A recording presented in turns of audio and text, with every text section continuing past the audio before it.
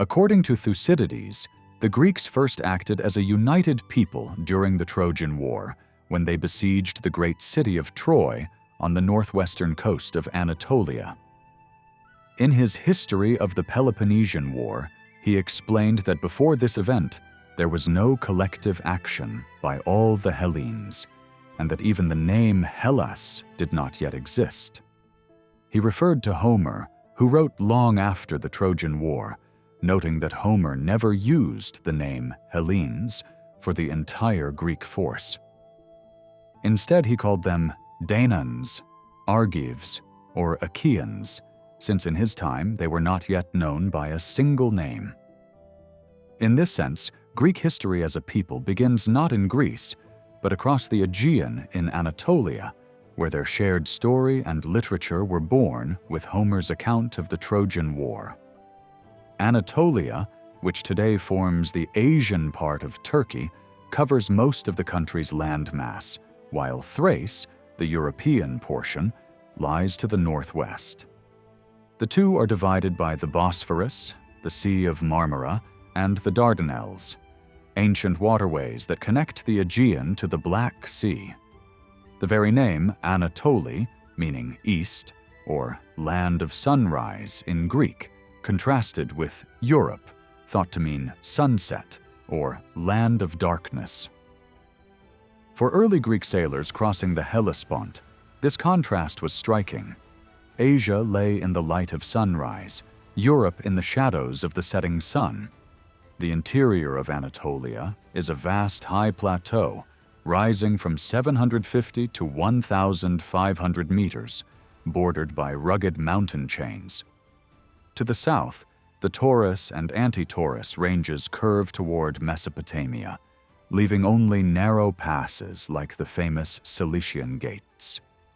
To the north, the Pontic Mountains stretch along the Black Sea and rise into the towering peaks of northeastern Anatolia, where Mount Ararat stands over 5,000 meters high.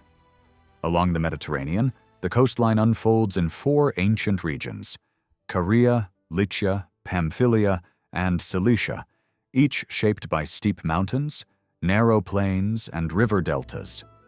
To the north, the Black Sea coast, known to the Greeks as Pontus Euxinos, is lined by a thin, fertile strip at the foot of the Pontic Range, expanding into wide deltas formed by the Halys and Iris rivers. The western regions, Bithynia, Mysia, Lydia, and Caria, formed the bridge between Asia and Europe, with Troy marking the northwestern edge of the peninsula.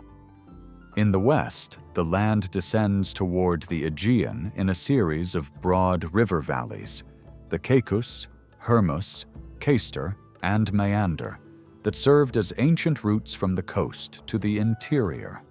This geography made Anatolia both a crossroads and a cradle of civilization.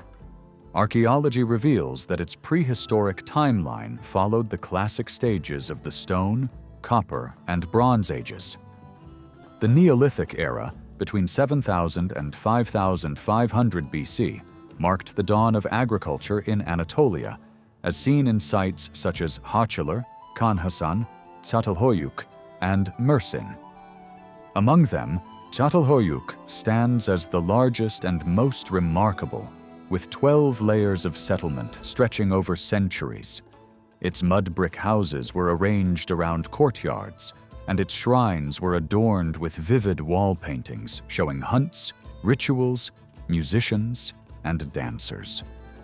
Bullheads symbolized male strength, while clay figurines represented the great mother goddess of fertility, later transformed through centuries into deities like the Phrygian Kubaba, the Lydian Cybele, the Greek Artemis, the Roman Diana, and eventually the Christian Virgin Mary.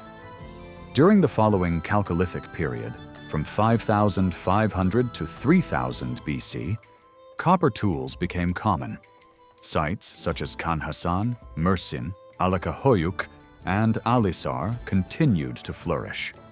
In the Bronze Age that followed, between 3000 and 1200 BC, Anatolia was ruled in part by the Hatti people, whose royal tombs at Alakahoyuk revealed treasures of gold and bronze, reflecting the birth of organized states in the heart of the ancient world.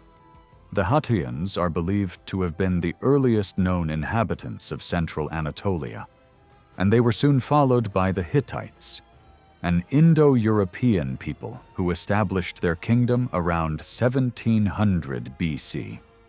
Their capital, Hattusa, today known as Boaz-Kale, rose in the bend of the Halys River and became one of the greatest centers of power in the ancient Near East. The first ruler remembered in their tradition was Labarnas, who died around 1650 BC, and whose son, Labarnas II, took the name Hattusilis, meaning the man from Hattusa. Under his reign began what historians call the Old Kingdom, a period of expansion during which the Hittites conquered cities such as Aleppo and even Babylon in the early 16th century BC. Civil war later weakened their control, but King Telepinas restored order in 1525 BC and rebuilt their empire, ruling until about 1500 BC, when the Old Kingdom came to an end with the Hittites as the dominant power of Anatolia. A time of turmoil followed until Tudalius II came to power around 1460 BC, founding a new royal line that would transform the Hittite kingdom into a vast empire.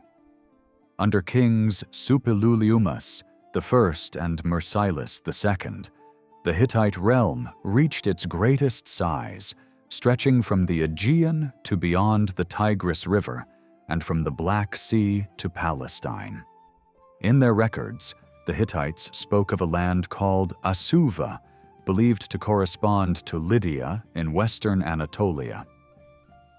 Scholars think the name Asia was derived from this word. Homer himself uses the term in the Iliad when describing the Asian meadow beside the Castrian waters, referring to the valley of the Caister River flowing from Lydia to Ionia. The Hittites pushed westward into Lydia and Ionia, leaving behind striking rock carvings such as the famous relief at the Karabel Pass near Izmir. This 2.5-meter carving, known in Turkish as Etibaba, or Father Hittite, shows a warrior in a short tunic and conical headdress, holding a spear and bow. Its faint hieroglyphic inscription identifies it as Hittite, and it likely depicts the weather god Teshubba. Herodotus later described the same figure, mistaking it for an image of the Egyptian pharaoh Sesostris. Local Greek traditions even imagined that the figure represented a warrior queen, perhaps inspiring legends that some Ionian cities were founded by the Amazons. Hittite archives also mention places called Taruisa and Welusa, which are widely believed to be Troy and Ilium, the twin names used by Homer for the Trojan city. They also speak of a people named Dardani, thought to be the Dardanians of Homeric fame, descendants of the legendary Dardanos and ancestors of Aeneas. Other Hittite documents refer to Arzawa, a strong and independent kingdom that ruled much of northwestern Anatolia, and to a people called the Ahijava, identified by many scholars as the Achaeans, the Mycenaean Greeks of the Iliad.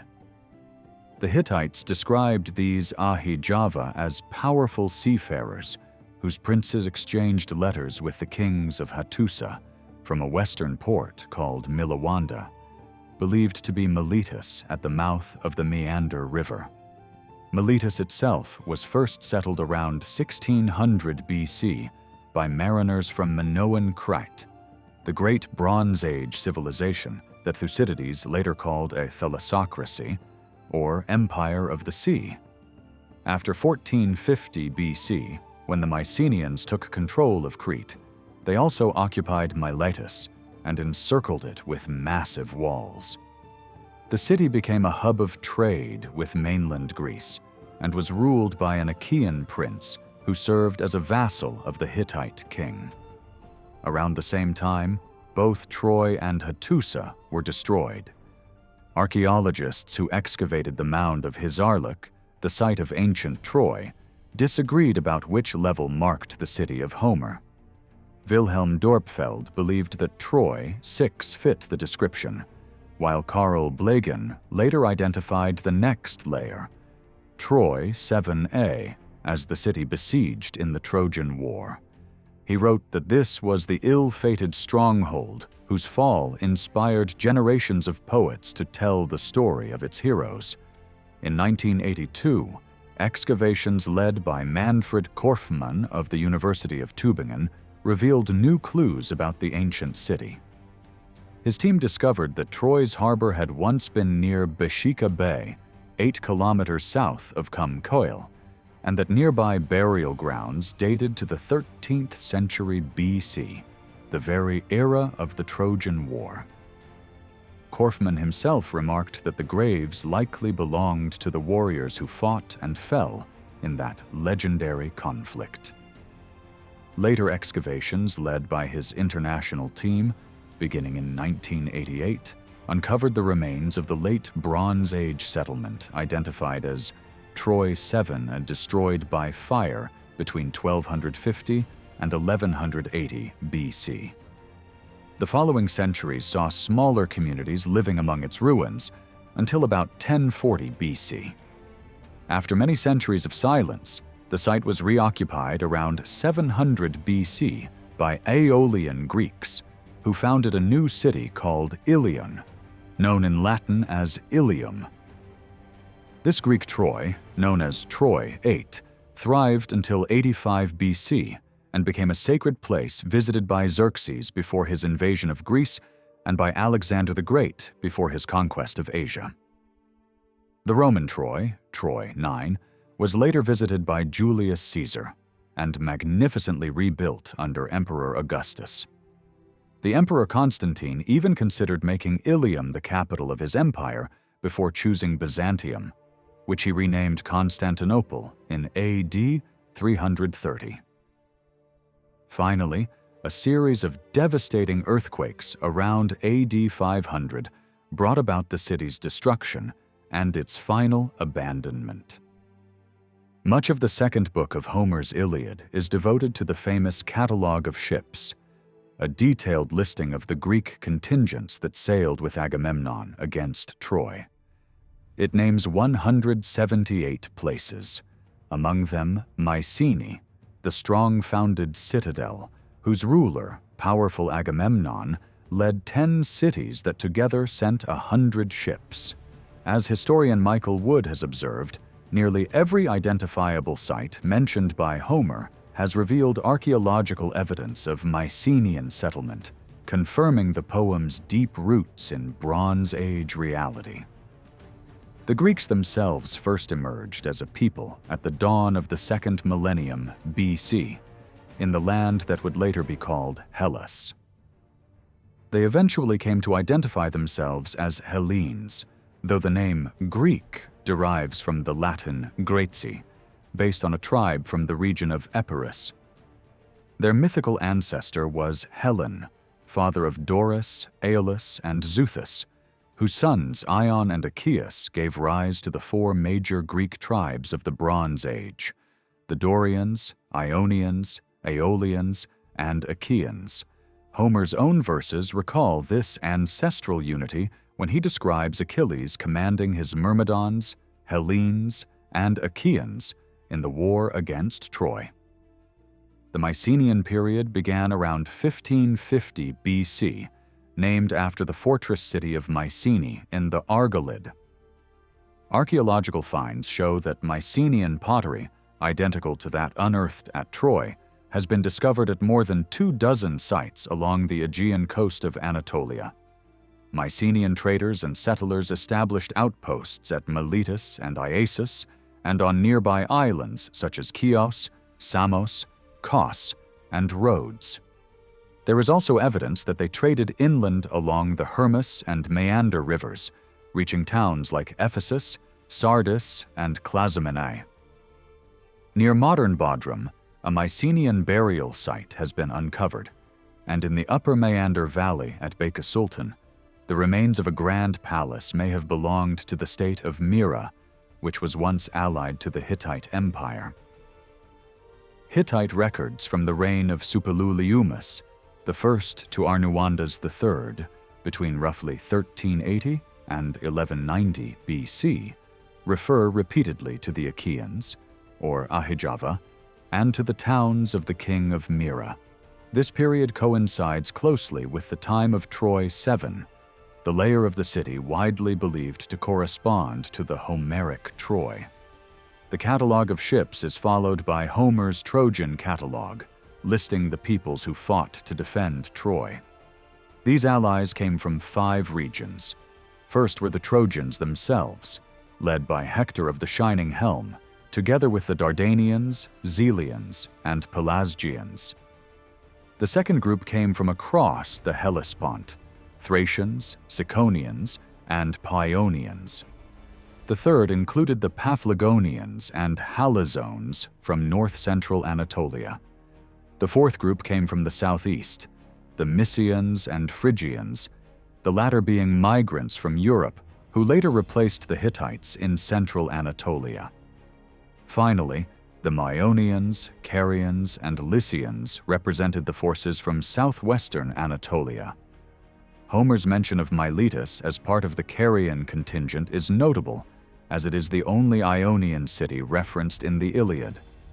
Scholars have linked Mysia, Caria, and Lycia with the same regions mentioned in Hittite documents, and it appears that these peoples, and perhaps even the Trojans themselves, spoke Luwian, an Indo-European language closely related to Hittite.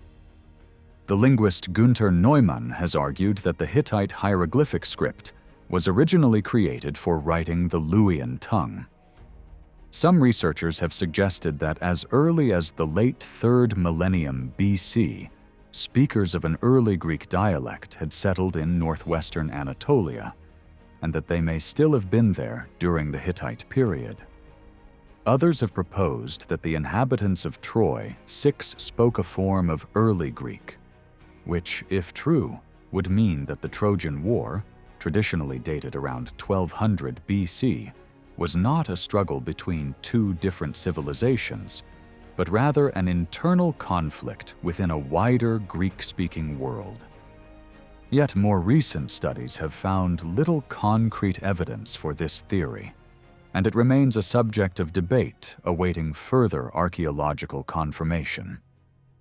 According to ancient Greek tradition, after the fall of Troy, groups of wandering peoples, some Greek, some foreign, moved southward along the Anatolian coast under the leadership of the legendary seers Mopsus, Calchas, and Amphilochus. Some of these settlers remained in Pamphylia and Cilicia, while others continued farther south toward Syria and Phoenicia. The geographer Strabo records that Calchas founded the city of Selge in Pisidia, while Mopsus established Perge and Malis in Pamphylia, where he was said to have died in a duel with Amphilochus. These figures were later honored as founders by the inhabitants of Perge, whose inscriptions commemorate their names. The memory of Mopsus endured across the centuries. His name was given to the city of Mopsuestia, meaning the hearths of Mopsus, on the Cilician plain. An inscription from the 8th century BC at Karatape in eastern Cilicia bears his name in both Phoenician and Hittite hieroglyphs, while a cuneiform tablet from around 1200 BC already mentions him as Muxus, placing him in the very time of the Trojan War. Another Hittite document from the reign of Arnuwandas III refers to a leader named Muxas, again connecting him to the same era. These discoveries lend credibility to the Greek belief that the first Hellenes in Anatolia were Achaeans of the late Bronze Age, who built settlements along the Aegean coast, fought at Troy, and later became part of the waves of migrants who founded new cities along the Mediterranean shores. What came after this period is largely hidden by time, lost in the long centuries of obscurity that followed the collapse of the Bronze Age, a shadowy era known as the Greek Dark Ages.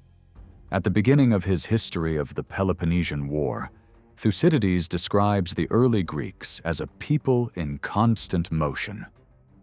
The land that would later be called Hellas, he wrote, had no settled population, as tribes continually migrated under pressure from stronger invaders.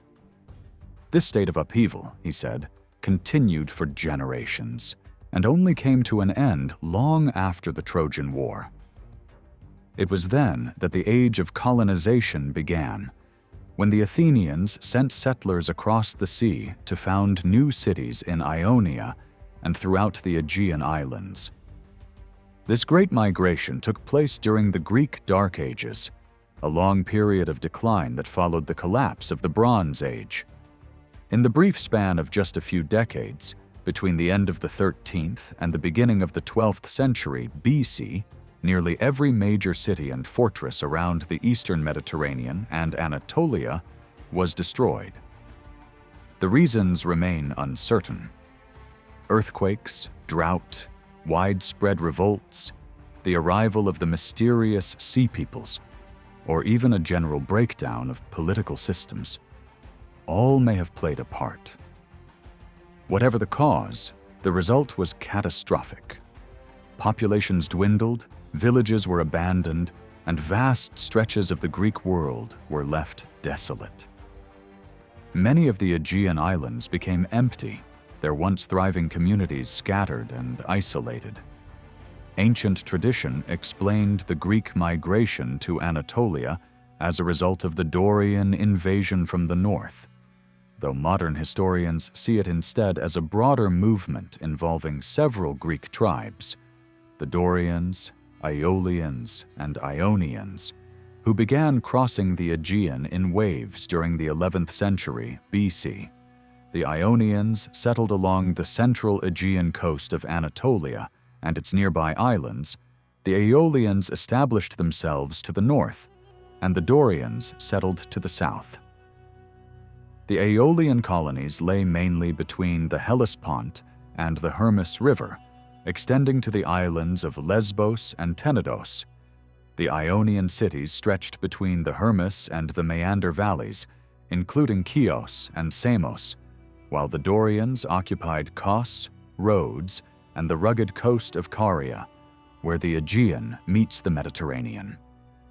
According to Herodotus, each of these Greek groups formed its own political league: 12 cities among the Aeolians, 12 among the Ionians, and 6 among the Dorians. These confederations were loose alliances. Each city remained fully independent and often pursued its own interests. Tradition held that the Aeolian colonists came from Thessaly and Boeotia in eastern Greece.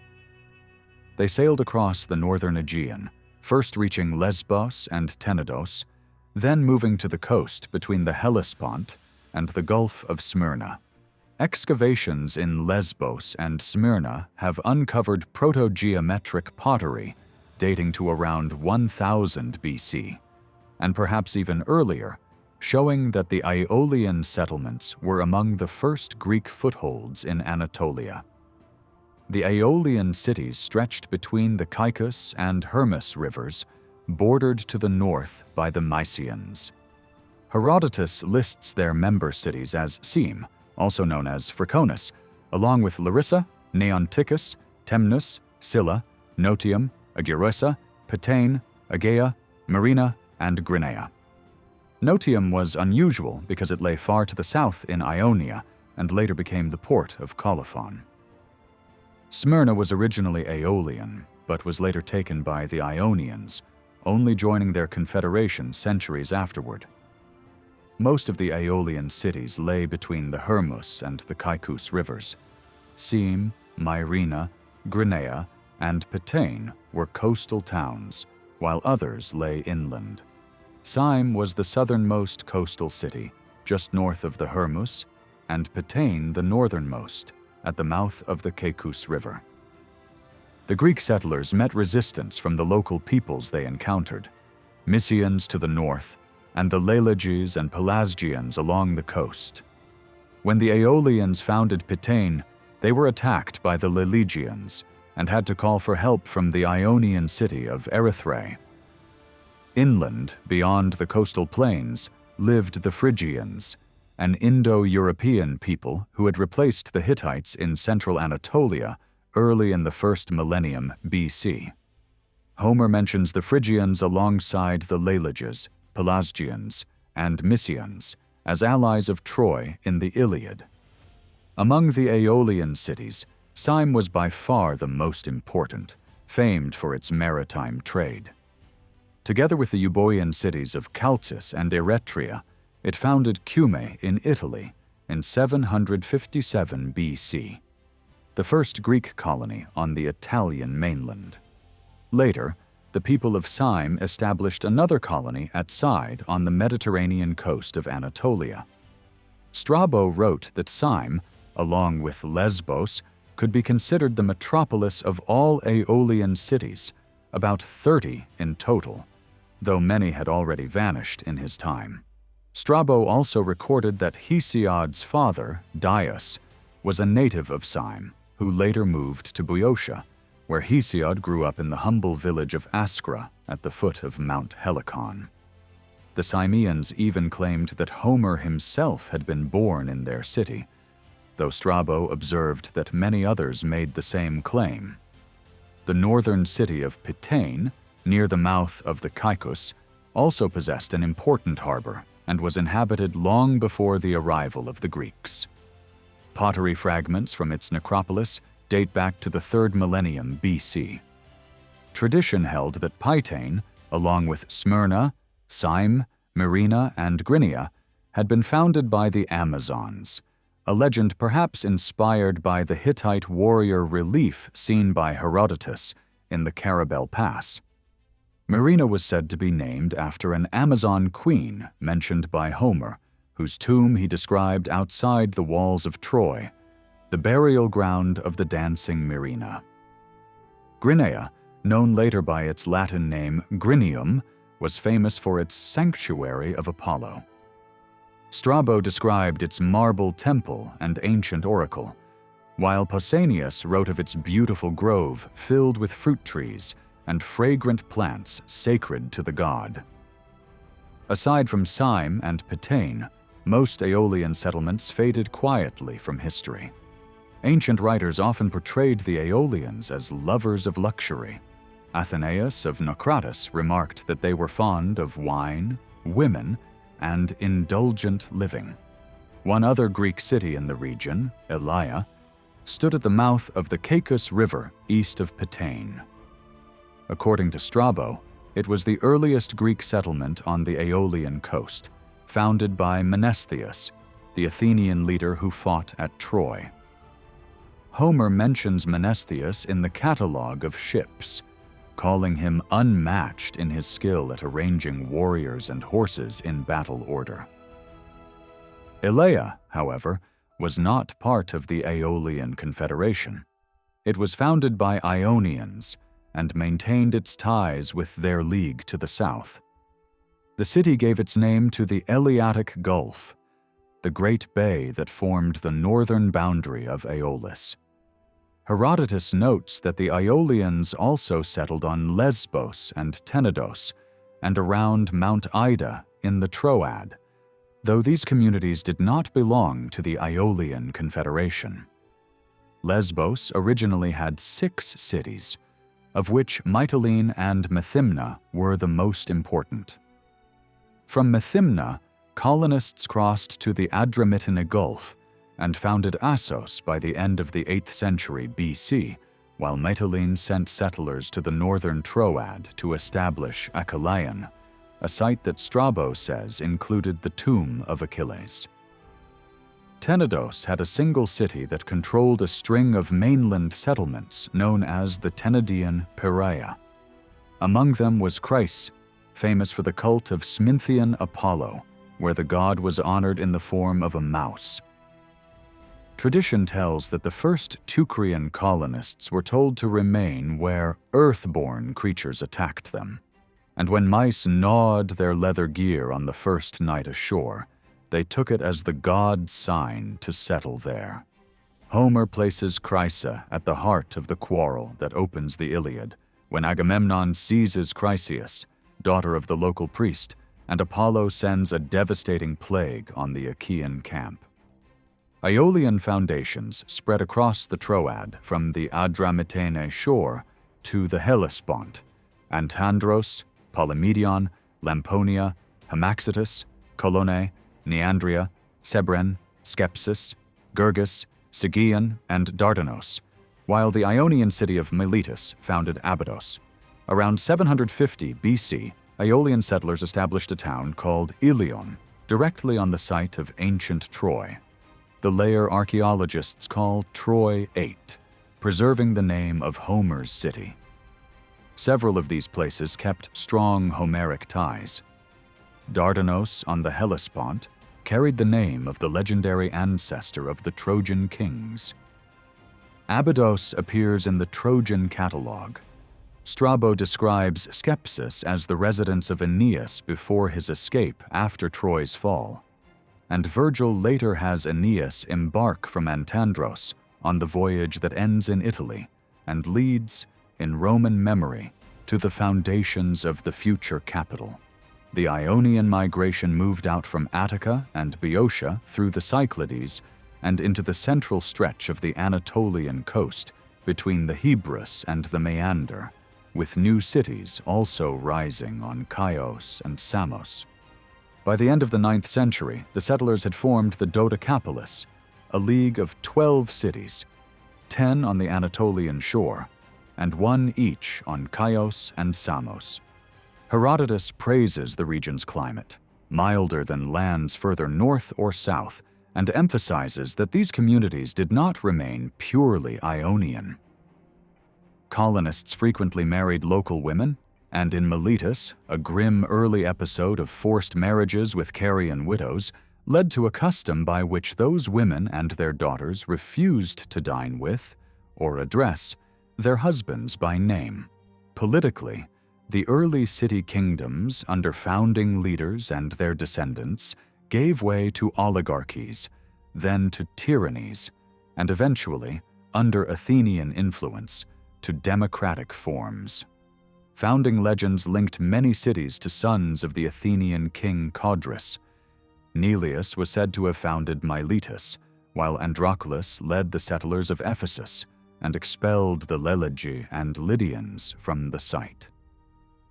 The League's religious center stood at the Panionium on the Mycale promontory opposite Samos, where the Ionians gathered for the Panionia festival.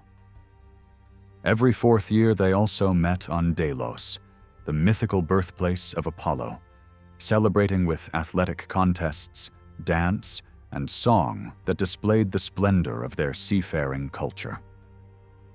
In the later 8th century, Ionians from Colophon seized Smyrna from the Aeolians. Herodotus records that its people were then redistributed among the remaining Aeolian cities with full civic rights. Miletus emerged as the foremost Ionian power, the oldest settlement in Ionia, and a prolific mother city whose colonists ranged across the Hellespont, the Sea of Marmara, and the Black Sea. From the 8th century onward, Miletians founded Sinope, Amisus, and Trebizond along the Pontic coast, and established Abydos on the Hellespont and Cyzicus on the southern shore of the Sea of Marmara. Further east along the Marmara, Megarian ventures, likely encouraged by Milesian example, created several colonies, including Byzantion around 660 BC on the European peninsula at the mouth of the Bosphorus.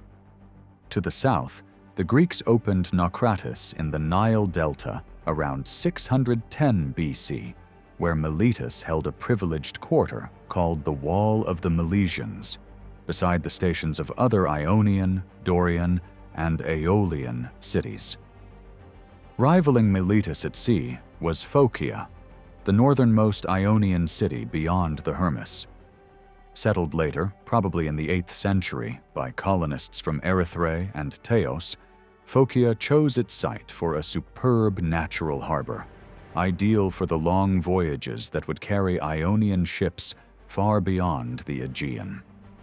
The Phocians, a seafaring people of western Anatolia, made full use of their magnificent harbor to launch bold expeditions across the seas.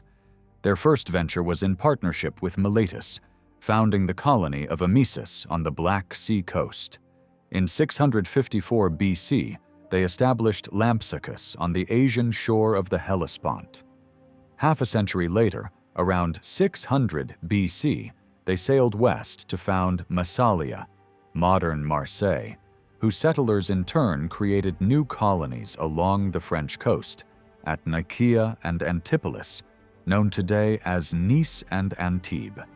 In 560 BC, they founded Eulalia on Corsica and a brief colony on Sardinia. Their ships even reached the Atlantic, establishing a trading post at Tartessus on the site of modern Seville, carrying the spirit of Ionia farther than any other Greek city of their time. Trade linked these Ionian and Aeolian cities with the Lydians, whose capital Sardis stood in the Hermus Valley about 50 miles east of Smyrna. Mycenaean pottery found their shows that the Hellenes had reached Lydia long before, in the late Bronze Age. Though real contact between the Lydians and the Greek coastal cities began only in the 7th century BC. Two cities called Magnesia were later founded inland by settlers from northern Greece, the Magnates, who, according to tradition, had remained in Asia Minor after the Trojan War. One was Magnesia ad Sipylon, beneath Mount Sipylus near Smyrna, and the other, Magnesia ad Meandrum, stood southeast of Ephesus beside the Meander River. An inscription found at Magnesia ad Meandrum proudly claims that its founders were the first Greeks ever to cross into Anatolia. Meanwhile, the migration of the Dorians from the Peloponnesos carried them across the Aegean to Crete, Rhodes, Kos, and the southwestern coast of Anatolia known as Caria. There they established a confederation called the Hexapolis, or Six Cities, which included Lindus, Ialysus, and Camyrus on Rhodes, Kos on its neighboring island, and the mainland cities of Halicarnassus and Cnidus. The Dorian League's sacred meeting place stood at the Triopium, on the peninsula near Cnidus. Over time, Halicarnassus fell under the influence of nearby Ionian cities such as Miletus, and was eventually expelled from the Hexapolis, reducing the league to the Pentapolis, or 5 cities. Halicarnassus was built along the southern shore of the Mindus Peninsula, named for the ancient settlement at its western tip. Strabo wrote that Mindus and 7 neighboring cities were founded by the Leleges, an early Anatolian people who once occupied large portions of Caria and Pisidia. Over time, the Leleges, like the Carians and other coastal peoples, became Hellenized, adopting the language and culture of the Greeks. Along the coast between Miletus and Halicarnassus lay Iasus, another ancient site that had been inhabited since the 3rd millennium BC. Excavations have revealed Minoan pottery and dwellings from around 1900 to 1550 BC, and Mycenaean pottery from the period 1400 to 1200 BC.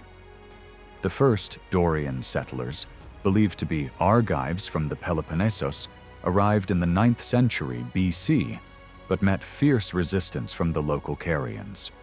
Forced to seek military aid from the Miletians, they eventually lost control of the city, and Iasus became Ionian rather than Dorian. The Dorians of Rhodes expanded their influence to the mainland opposite, creating the Rhodian Perea, a stretch of territory that extended from Caria into Lycia on the Mediterranean coast. According to Herodotus, the Lycians themselves traced their origins to Crete, which in ancient times had been inhabited by non-Greek peoples. He wrote that while they resembled the Cretans and Carians in many customs, they were unique in tracing descent through the mother's line rather than the father's. Hittite tablets from the 14th century BC refer to a rebellious people of southwestern Anatolia known as the Luca, who appear to have been the Lycians. Egyptian inscriptions mention the Luci, a nation of sea raiders likely belonging to the same people. These records suggest that the Lycians may indeed have come from Crete in a great migration during the later 2nd millennium BC, passing through Caria before settling along the Lycian coast and its rugged hinterland. The chief city of Lycia was Xanthus, near the mouth of the river that bore the same name.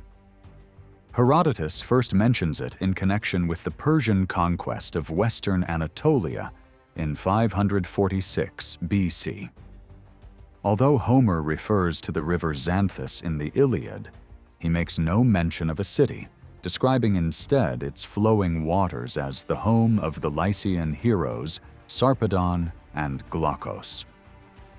The Rhodians also established Phasaelis on the eastern Lycian coast, across the Gulf of Anatolia from Pamphylia, where the Aeolians of Syme had earlier founded the colony of Side in the 7th century BC. According to the historian Arrian, the settlers at Side soon abandoned their Greek speech, adopting a new and unfamiliar tongue. He wrote that they promptly forgot their native Greek and began to talk in a foreign dialect of their own. Modern scholars such as George Bean believe this Sidetan language was actually the original language of Pamphylia, showing that the Aeolian colony was small and soon absorbed into the local population. Farther east along the coast stood the Rhodian colony of Soli in Cilicia. Tradition held that many of the settlements in Pamphylia and Cilicia were founded by survivors and veterans of the Trojan War who had followed the seers Mopsus, Calchas, and Amphilochus southward across Anatolia. Strabo, drawing on Herodotus and the poet Calenus, records that Calchas died at Clarus, while Mopsus led his people across the Taurus Mountains, some settling in Pamphylia and others moving farther east into Cilicia and Syria, even reaching Phoenicia. In this way, the great Greek migration that had begun centuries earlier on the Aegean coast spread steadily along the Mediterranean shores, through Lycia, Pamphylia, and Cilicia, carrying with it the last waves of those mixed multitudes who had once fled the smoking ruins of Troy and built a new Hellenic world across the face of Anatolia. About 3 centuries after the Great Migration, the Greek cities scattered along the Aegean coast of Anatolia, and the surrounding islands finally began to emerge from the long darkness that had followed the collapse of the Bronze Age. The first light of this new dawn came with the poetry of Homer. The Homeric tradition also includes the Homeric hymns, poems composed between the 8th and 2nd centuries BC, many of them from the Archaic period itself. Scholars such as Ken Dowden have noted that the language of these hymns shows they could not have been written by the same hand as the Iliad or Odyssey. In the hymn to Delian Apollo, the poet even refers to himself, bidding farewell to the maidens of Delos and asking, "Whom think ye is the sweetest singer?" To which they reply, "He is a blind man who dwells in rocky Chios. His songs shall be remembered above all others." Chios, indeed, was one of several cities, alongside Colophon and Smyrna, that later claimed to be Homer's birthplace. An ancient text known as the Contest of Homer and Hesiod records that almost every Greek city claimed him as its son. though the men of Smyrna proudly said he was the child of the river god Meles and a nymph named Cretheus. During the Archaic period, the Greek cities of the Anatolian coast and the nearby islands became centers of a true Renaissance. Here arose the first philosophers of nature, the lyric poets, architects, geographers, and historians whose ideas would shape the course of Western civilization. The greatest of these early historians was Herodotus of Halicarnassus, born at the close of the Archaic Age during the Persian Wars. His histories tells of that titanic struggle between the Greeks and the mighty empires of Asia, whose armies marched again and again into Anatolia and Hellas. In those centuries before Persia's rise, the central power in Anatolia was the Kingdom of Phrygia, whose capital stood at Gordion on the high plateau. Tradition held that its founder was King Gordios, succeeded by Midas, whose name would become a legend. Assyrian records from the reign of Sargon II mention a ruler called Miletus of Muski, who is believed to have been this very Midas, or perhaps one of several kings bearing that name. Greek legend adds another link between the Phrygians and the Hellenes. It was said that the early Aeolian colonists were descended from Agamemnon, and that one of their kings of Cyme bore the same name. His daughter, Demodic, was said to have married Midas the Phrygian, perhaps a descendant of the Midas of the Golden Touch. Whether true or not, this story shows that the coastal Greek cities were already trading and mingling culturally with the peoples of the interior, exchanging not only goods along the Hermus and Meander rivers, but also ideas, art, and even elements of their alphabets and craftsmanship. The Phrygian kingdom came to a sudden end around 690 BC, when Gordion was sacked by the Cimmerians, a fierce people from the northern steppes of Crimea who swept across western Anatolia in a wave of destruction. They destroyed the Aeolian city of Antandros and plundered several Ionian towns. The poet Calenus of Ephesus, witnessing these horrors, lamented, "Now there comes upon us the army of the Cimmerians, the dealers in violence," and he prayed to Zeus for deliverance. Though Ephesus was spared, nearby Magnesia ad Meandrum was destroyed. In the power vacuum left by the fall of the Phrygians, the Lydians rose to prominence in western Anatolia. Herodotus records that the first Lydian kings were the Heraclidae, who ruled for generations before being overthrown by a new dynasty known as the Myrmnidae, around 687 BC. Their founder, Gyges, seized the throne after killing Condols, the last of the Heraclidae, a tale Herodotus recounts in his first book. From their capital at Sardis, nestled at the foot of Mount Tmolus beside the Pactolus River, the Myrmnidae ruled Lydia for nearly 150 years. Once secure on his throne, Gyges turned his armies westward against the Ionian cities. Herodotus tells us that he sent expeditions against Miletus and Smyrna and captured the citadel of Colophon. Some of the defeated Colophonians fled to southern Italy and founded a new city called Cyrrhus, while those who remained at home grew wealthy and decadent under Lydian influence.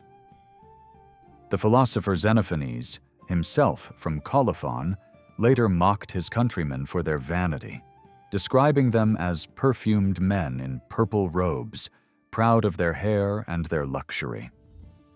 Gyges was eventually killed around 652 BC while fighting the Cimmerians, who once again stormed Sardis, capturing its lower town. His son, Ardys, succeeded him and held out in the citadel until the invaders withdrew. Ardys then continued his father's campaigns, capturing Prina and besieging Miletus. Later, under King Alyattes, who reigned from 609 to 560 BC, Lydia reached new heights of wealth and power. It was Alyattes who introduced the first true coinage, minted from the gold washed down by the Pactolus River from Mount Tmolus, a revolutionary innovation that spread rapidly throughout the Mediterranean world. Alyattes also continued the long war against Miletus. Herodotus describes how, year after year, the Lydian army invaded Milesian territory at harvest time to the sound of flutes, harps, and oboes. They burned crops and orchards but spared the houses, so the farmers would rebuild and sow again, ensuring that the next year there would be more to plunder. Alyattes also attacked Smyrna, capturing and destroying it around 600 BC, before turning his forces against Clazomenae, where he was defeated and forced to withdraw to Sardis. The destruction of Smyrna marked the end of its prosperity. For the next 4 centuries, it remained little more than a ruin, its once proud citizens scattered among the villages of Ionia. In the final decades of Alyattes' long reign, peace settled between Lydia and the Greek cities of the Aegean coast. In that calm, a renaissance ignited along the western shores of Anatolia and the nearby islands. At its heart stood Miletus, a city bound by colonies and trading stations from the Nile Delta to the Black Sea. Through constant contact with Anatolia, Mesopotamia, Phoenicia, and Egypt, the Eastern Greeks absorbed ideas and techniques that would reshape thought itself. From Miletus came the first philosophers of nature, Thales, Anaximander, and Anaximenos, whose overlapping lives span much of the Archaic Age. Aristotle would call them physikoi, in contrast to the older theologoi, because they sought natural explanations for the world rather than divine ones. Tradition made Thales a traveler to Egypt who measured a pyramid's height by its shadow at the hour when length and height are equal. Herodotus credited him with foreseeing the total solar eclipse of 28th May, 585 BC, that halted a Lydian-Median battle, and later generations piled on discoveries until he stood as the first founder of Ionian natural philosophy. Yet the Milesians' most enduring legacy was their search for an ark, a fundamental reality beneath change. Thales chose water, capable of appearing as vapor, liquid, or ice. Anaximander named the boundless, the original, undifferentiated source of all things. Anaximenes proposed pneuma, the breath or air that shows itself in motion and heat. Thales left no writings. Later, authors preserve his ideas. Anaximander, by contrast, was said to be the first Greek bold enough to publish a treatise on nature. He used the gnomon to track solstices, seasons, and equinoxes, and drew the earliest Greek map of the inhabited world. Around 500 BC, Hecataeus of Miletus followed that path, sketching a world map encircled by ocean and composing a periagesis, a journey around the world, that guided readers along Mediterranean and Black Sea coasts, and as far inland as Scythia, Persia, and India. At nearby Ephesus, Heraclitus offered a radical counterpoint to Milesian substance, the primacy of becoming over being. Everything flows, he said, and one cannot step into the same river twice. Stability arises from opposite tension, a balanced pull of contrary forces. The cosmos is ordered by logos, a rational structure that human senses often fail to grasp. For eyes and ears are poor witnesses when the soul does not understand their language. His terse, riddling sayings made him a maker of paradoxes, and later storytellers imagined Socrates quipping that to fathom Heraclitus, one needed a diver's depth. The intellectual flowering stood beneath colossal sanctuaries. The Artemisian of Ephesus and the Heraion of Samos were among the grandest temples of the Greek world.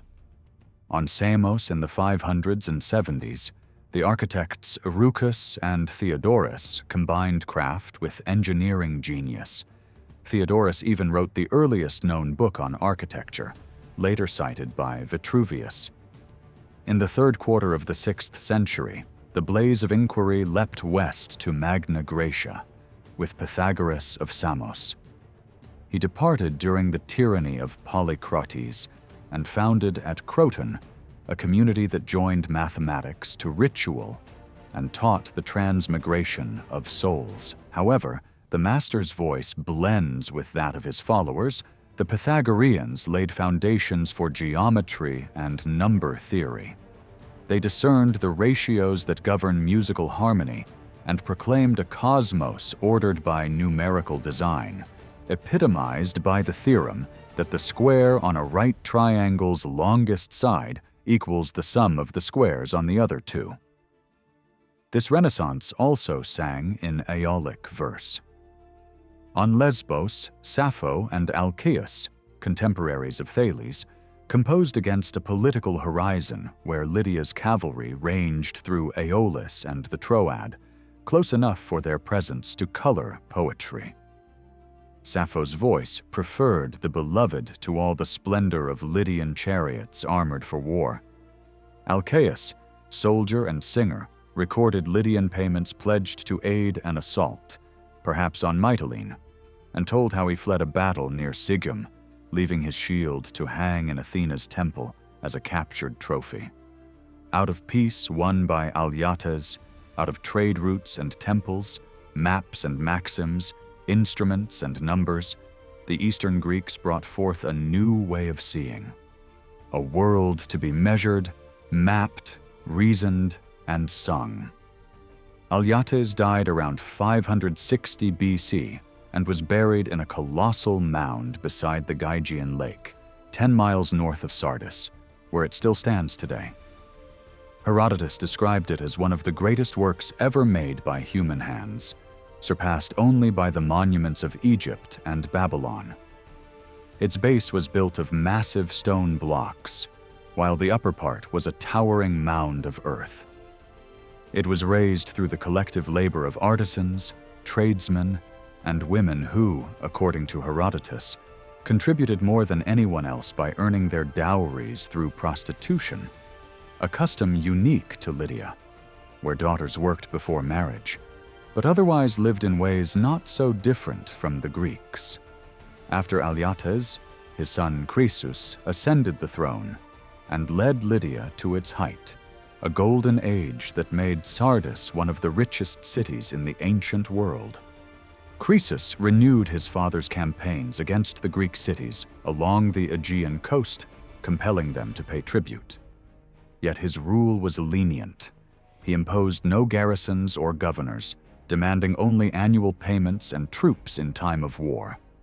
Generous by nature, Croesus sent vast offerings to the temples of Apollo at Delphi and Didyma, and even helped rebuild the great temple of Artemis at Ephesus.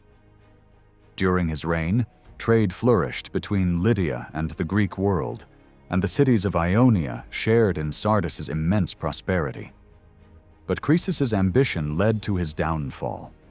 Fearing the growing power of Cyrus of Persia, he crossed the river Halys to attack him in 546 BC. After an inconclusive battle, Croesus withdrew to winter in Sardis, unaware that Cyrus would strike back.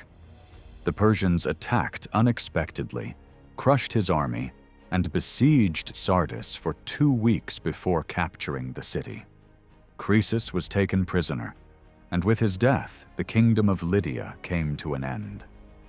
The Ionian and Aeolian cities quickly sent envoys to the victorious Cyrus, asking to remain under the same mild terms as before, but only Miletus was spared. The rest were forced into submission by Cyrus's generals. His first appointee in Sardis, Tabulus, ruled briefly before a Lydian named Pactyas attempted a revolt.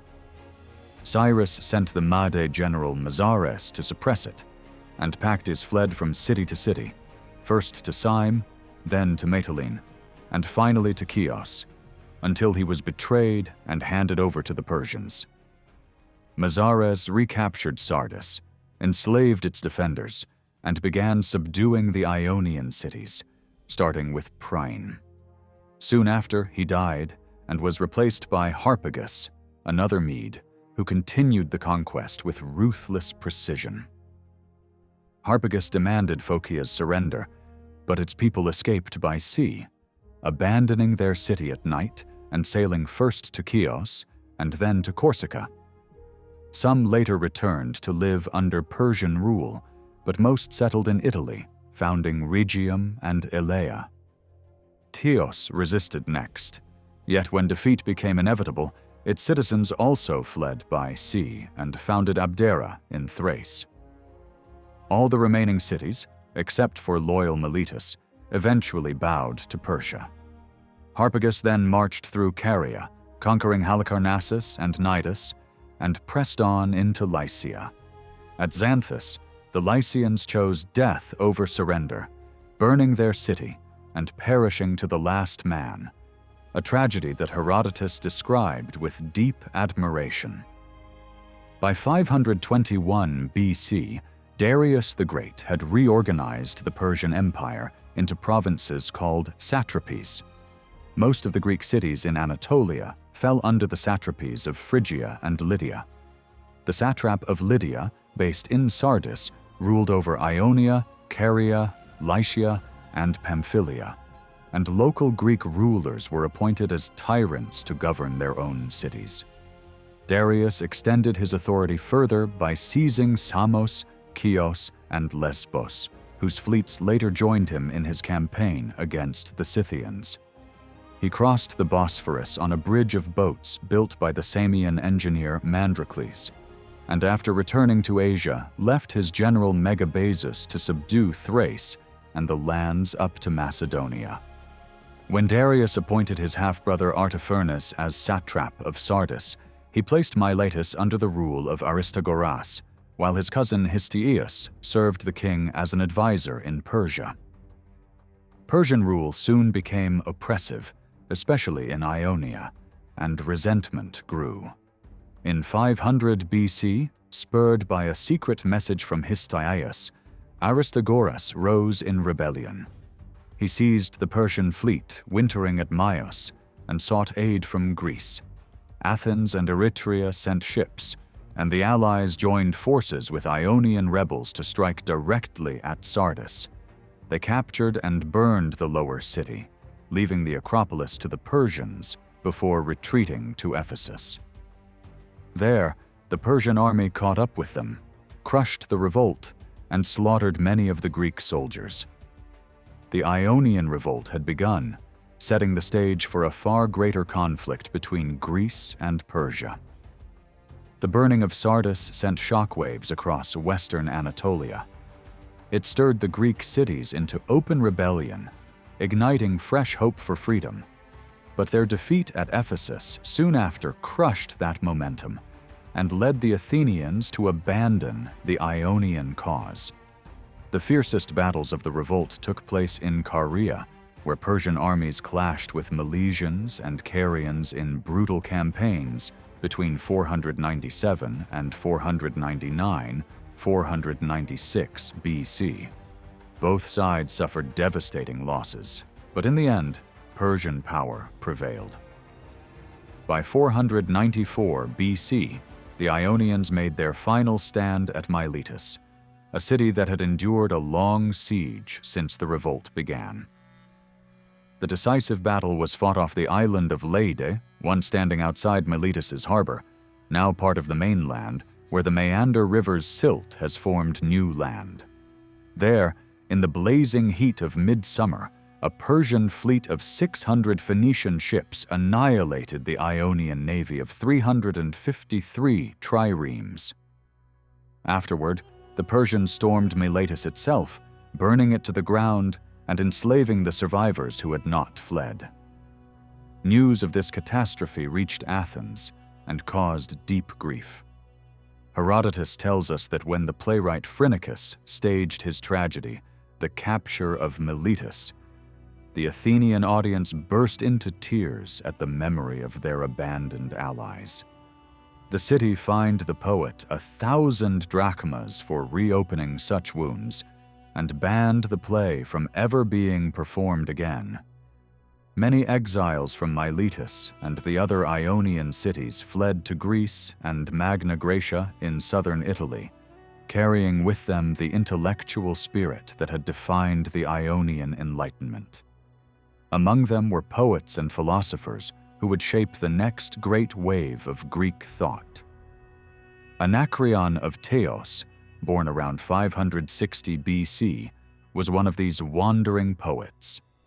When his native city fell to Harpagus the Mede, he joined the refugees who founded Abdera. His fame later took him to Samos, where the tyrant Polycrates invited him to educate his son. After Polycrates was killed by the Persians, Anacreon returned briefly to Abdera before moving to Athens at the invitation of Hipparchus, the son of Pisistratus. In his old age, he went back to Teos, where he died at 87, choking on a grape seed while drinking sweet wine. Pausanias later called him the first poet after Sappho to write almost entirely about love. His surviving verses capture the carefree spirit of his age. "Bring water, boy, bring wine. Bring them quickly, for I would wrestle once again with love." Another refugee of the Persian conquest was Xenophanes of Colophon, a poet and philosopher who spent his long life wandering through Magna Graecia. He became the voice of the Ionian Enlightenment in exile and profoundly influenced later thinkers such as Parmenides and Zeno. Xenophanes condemned the traditional Greek portrayal of the gods in human form, criticizing Homer and Hesiod for attributing shameful acts like theft, adultery, and deceit to divine beings. He argued that people imagined gods in their own image, Ethiopians picturing them with dark skin and flat noses, Thracians with fair hair and blue eyes. In contrast, Xenophanes envisioned a single, supreme being unlike mortals in body or mind, one who perceives all things as a whole and moves nothing yet, governs everything by the power of thought. He also mocked the Pythagorean belief in the transmigration of souls. In one of his verses, he humorously described how Pythagoras stopped a man from beating a dog, insisting, "Stop! That dog has the soul of a friend. I recognize his voice." Even in old age, Xenophanes reflected on the passing of time and the loss of his homeland. At 92, he wrote that his soul had wandered for 67 years across the lands of Greece, after his youth had ended in Colophon. In another poem, he looked back on the world before the Persians came, a world of peace and conversation by the fireside, when men reclined after supper, drinking wine and speaking of simple things, before the coming of the Mede changed everything. After the fall of the Ionian Revolt, Darius turned his attention to restoring order across his Anatolian provinces, especially in Phrygia and Lydia. By the spring of 492 BC, he appointed his son-in-law Mardonius to command both the army and navy, launching a grand campaign into Europe. His goal was clear: to punish Athens and Eretria for aiding the Ionians. But fate turned against him. As the Persian fleet sailed past Mount Athos, a violent storm struck, sinking 300 ships and drowning more than 20,000 men. On land, the army was attacked by Thracian tribes, and Mardonius himself was wounded. The campaign collapsed in disaster, and Mardonius returned to Asia in disgrace. 2 years later, in 490 BC, Darius launched another invasion. This time, the army was led by Datis the Mede and Artaphernes, the son of the satrap of Sardis. The Persians marched to the coast of Cilicia, boarded their ships, and sailed along the Anatolian shore to Samos before crossing the Aegean. Their first target was Naxos, the largest of the Cycladic islands. They conquered it swiftly, burning its city and enslaving its people. From there, they struck at Eretria on the island of Euboea, capturing it after a week-long siege and reducing it to ashes. Flushed with victory, the Persians then turned toward Athens. Their fleet landed at Marathon, just 26 miles from the city. Awaiting them were 10,000 Athenian and Plataean soldiers under the command of Miltiades. The Persians, perhaps twice that number, held the beach for 4 tense days before the Greeks attacked. In a fierce, day-long battle, Miltiades led his men in a brilliant assault, breaking through the Persian center and forcing the enemy back to their ships. 6,400 Persians lay dead, while Athens lost only 192 men. The Persians attempted to take Athens by sea, but failed, and withdrew to Asia with their prisoners. When Darius heard of the defeat at Marathon, his fury was unbounded. He ordered preparations for another invasion, sending couriers across his empire to raise the greatest army and fleet the world had ever seen. For 3 years, all Asia stirred in readiness, but before the campaign could begin, Darius died in 486 BC. His son Xerxes succeeded him. At first, Xerxes showed little interest in continuing his father's war with Greece. Instead, he turned his attention to Egypt. But his ambitions were reignited by Mardonius, who urged him to take revenge, promising him eternal glory and the submission of all Greece. Xerxes' uncle Artabanus advised caution, warning against such a perilous venture, but the young king ignored him. For 4 long years, the Persians gathered troops, supplies, and ships. Then, in the spring of 481 BC, Xerxes began his march from Susa toward the western frontier of his empire. He reached Cappadocia, where his vast army assembled under Mardonius' command, and spent the winter in Sardis. From there, he sent heralds across Greece demanding earth and water as symbols of submission, except to Athens and Sparta, whom he vowed to destroy. This defiance united the Greek world. Representatives of the free Greek states met at Sparta and formed the Hellenic League, swearing to end their feuds and fight together against Persia.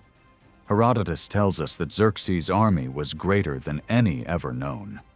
He claimed that it numbered more than 1.5 million men, supported by 3,000 ships, though modern historians believe the real number was closer to 300,000.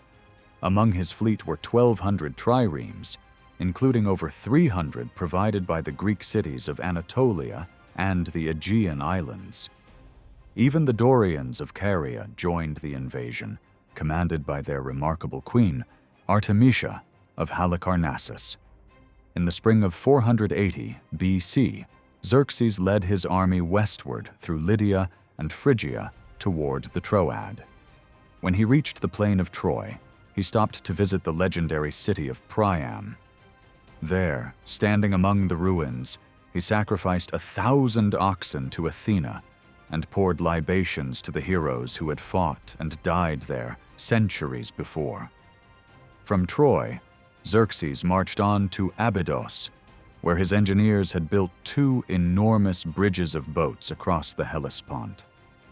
Before crossing, he sat on a white marble throne overlooking the strait, watching as his ships and soldiers stretched from shore to shore. Herodotus describes how, filled with pride at the sight, Xerxes suddenly began to weep. When his uncle Artabanus asked why, the king replied, "I was thinking how short and pitiful human life is. For of all these thousands, not one will be alive 100 years from now." Crossing into Europe, Xerxes' army advanced through Thrace, forcing every nation along its path into submission. His fleet sailed parallel to the coast, passing safely through a canal dug across the neck of Mount Athos, a monument to Persian engineering. The ships rounded the Chalkidike Peninsula and joined the army at Therma, near what would later become Thessalonica. From there, Xerxes marched south through Thessaly toward the narrow mountain pass of Thermopylae. At Thermopylae, a small Greek force of 4,000 men, led by King Leonidas of Sparta, stood waiting. While the Greek fleet guarded the nearby waters off Cape Artemisium, Leonidas and his Spartans fought with unmatched courage, holding back the vast Persian host for 2 full days. When their position was finally betrayed and surrounded, the Spartans and their allies fought to the last man. In their memory, a simple monument was later raised at the pass, bearing the immortal words, "Stranger, tell the Lacedaemonians that here we lie, obedient to their laws." As the Persian fleet rounded Cape Artemisium, it was struck by a violent storm that raged for 3 days. Herodotus tells us that around 400 Persian ships were wrecked or ran aground in the tempest, while the Greek fleet, sheltered in the lee of Euboea, survived without loss. Once the storm had passed, the Greeks sailed north to meet the Persian navy in 2 fierce engagements off Cape Artemisium.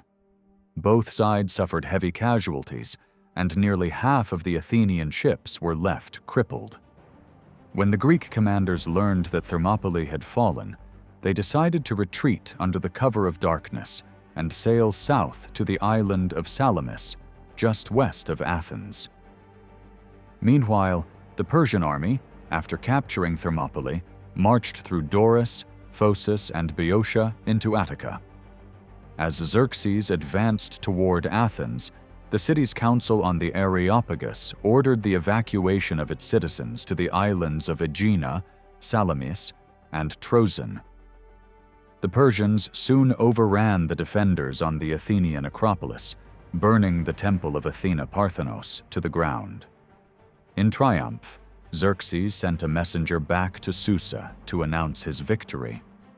Despite the warnings of Queen Artemisia of Halicarnassus, the brilliant commander of the Carian fleet, who had already proven her courage at Artemisium, Xerxes resolved to crush the remaining Greek fleet in the narrow straits between Salamis and the mainland. He refitted his ships after their storm losses and prepared for the final blow. By late August, the Persian navy had sailed from the harbor of Phaleron and anchored between the Piraeus and Salamis, while Xerxes' army advanced along the coast. The Persian fleet likely numbered just over 400 ships, only slightly larger than the Greek force of 380 triremes. Confident of victory, Xerxes took his place on a golden throne set high on a hill overlooking the Bay of Salamis, expecting to watch a swift and glorious triumph. At dawn, the battle began. Xerxes looked down upon his fleet drawn up in battle order. 90 ships in the front line, with Phoenicians on the left and Ionians from Anatolia and the Aegean on the right. As they entered the strait, the Greek triremes rowed hard to meet them, with the ships of Aegina in the vanguard and the Athenians under Themistocles forming the rear line. The fighting that followed was chaos and fury upon the sea. Aeschylus, who fought at Salamis, later described the scene in his tragedy, The Persians. The Greek ships struck from every direction, ramming and capsizing their enemies until the waters ran red. The sea was choked with wrecks and bodies, and the cries of the dying echoed across the strait until nightfall brought an end to the slaughter. Herodotus records that some Ionian ships in the Persian ranks held back from the fighting, though most did not. Among the Persian commanders, one figure stood out, Queen Artemisia. Pursued by an Athenian trireme, she turned and rammed a ship from her own contingent, sinking it instantly. Watching from his throne, Xerxes believed she had destroyed an enemy vessel and exclaimed, "My men have turned into women, and my women into men. the defeat at Salamis broke the might of the Persian fleet. Realizing the campaign season was nearly over, Xerxes decided to withdraw. He sent his remaining ships back toward the Hellespont and marched his army north to Thessaly, leaving Mardonius in command of the main force. With a smaller escort led by Artabazus, Xerxes returned to Asia. When the great king reached the Hellespont, he discovered that his pontoon bridge had been destroyed by another storm. Undeterred, he ferried his men across the strait and began his march back to Sardis, pausing along the way to plunder the great temple of Apollo at Branchidae near Didyma. Strabo tells us that the priests of the shrine, descendants of the Milesians, surrendered the treasures once offered by Croesus to the god, and then fled with Xerxes to escape retribution for their betrayal. Mardonius resumed the war the following spring, in 479 BC. Advancing south, he once again occupied Athens, which had been evacuated for a second time. But the Greeks were not done. Under the leadership of Pausanias, the Spartan regent, a united army of the Hellenic League gathered and marched north. Mardonius withdrew into Boeotia and fortified his camp between the Asopos River and the ruins of Plataea, which he had burned on his way south. There, in early September of 479 BC, the two great armies met. Pausanias commanded around 110,000 men. Mardonius led nearly 180,000, including Greek allies loyal to Persia. The battle that followed was fierce and decisive. The Greeks utterly crushed the Persian forces. Mardonius himself was slain, along with 10,000 of his soldiers. The survivors fled under Artabazus, who eventually led them back across the Hellespont to Asia. Herodotus reports that the Greeks lost only 759 men. On that same day, far across the Aegean, the Greek fleet achieved another victory. Under Leotychidas, the king of Sparta, and the Athenian commander Xanthippus, the Greeks sailed to Cape Mycole on the coast of Asia Minor, near Ephesus and Miletus, where the Persians had built a fortified base. Drawing near the shore, Leotychidas called out to the Ionians in the Persian ranks to remember freedom and spread the message among their countrymen. Alarmed, the Persian commander disarmed his Samian troops and stationed the Milesians inland, away from the sea. The Greeks landed their ships and attacked. The Athenians and Spartans stormed the Persian stockade, while the Ionians in Persian service turned against their masters. Those Persians who fled inland were cut down by the Milesians who had been guarding the paths. The Greek victory was complete. They looted the camp, seized the treasure chests and supplies, and then burned the fort and the Persian fleet where it lay. With the twin victories at Plataea and Mycale, the Persian dream of conquering Greece came to an end. The tide had turned. The Greek world, once divided and fearful, had risen united, driven by courage, and had shattered the greatest empire of its age. Tradition holds that the battles of Mycale and Plataea were fought and won on the same day, a double triumph that marked the final collapse of the Persian invasion of Greece. Herodotus credited the Greeks of Anatolia with playing a decisive role in the victory at Mycale, and wrote that this day marked the Second Ionian Revolt from Persian domination. After the battle, the victorious allies gathered on the island of Samos to discuss what should be done about Ionia's future. Although the Persians had been defeated, their empire was still immense and dangerous, and the Greek cities of Asia Minor remained vulnerable. The leaders from the Peloponnese proposed that the Ionians be relocated to mainland Greece for safety, but the Athenians refused, insisting that their kinsmen remain in their ancestral lands. The proposal was therefore abandoned. The Allied fleet then set sail toward the Hellespont, intending to destroy the pontoon bridges that Xerxes had once built to cross into Europe. But when they reached Abydos, they found that storms had already destroyed them. From there, the fleet turned its attention to Sestos, on the European shore of the strait, where a Persian garrison still held out. After a long siege, the defenders surrendered, and the Persian governor of the region was executed. As Herodotus records in the closing lines of his histories, the Greeks then loaded their ships with spoils of war, including the massive cables from Xerxes' bridges, and returned home to Greece. And that, he concludes simply, was all that happened during the course of the year. With those words, Herodotus ended his great work, for his story had always been about the monumental struggle between the Hellenes and the so-called barbarians, a clash that, in his telling, concluded with the twin victories at Plataea and Mycale. Yet the conflict between Greece and Persia did not end there. It would continue, in shifting forms, for more than a century and a half. The Greek cities of Anatolia remained at the heart of this long rivalry, often caught between the ambitions of Athens and Sparta, whose rivalry after the Persian Wars erupted into the Peloponnesian War. As Thucydides would later write, although the Greeks had united to repel the Persian invasion, they soon divided into two great camps, one following Athens, the other Sparta. And from that time onward, even in rare moments of peace, they were almost always preparing for war. When the Persian Wars ended, Miletus still lay in ruins, destroyed by Darius decades earlier in 494 BC.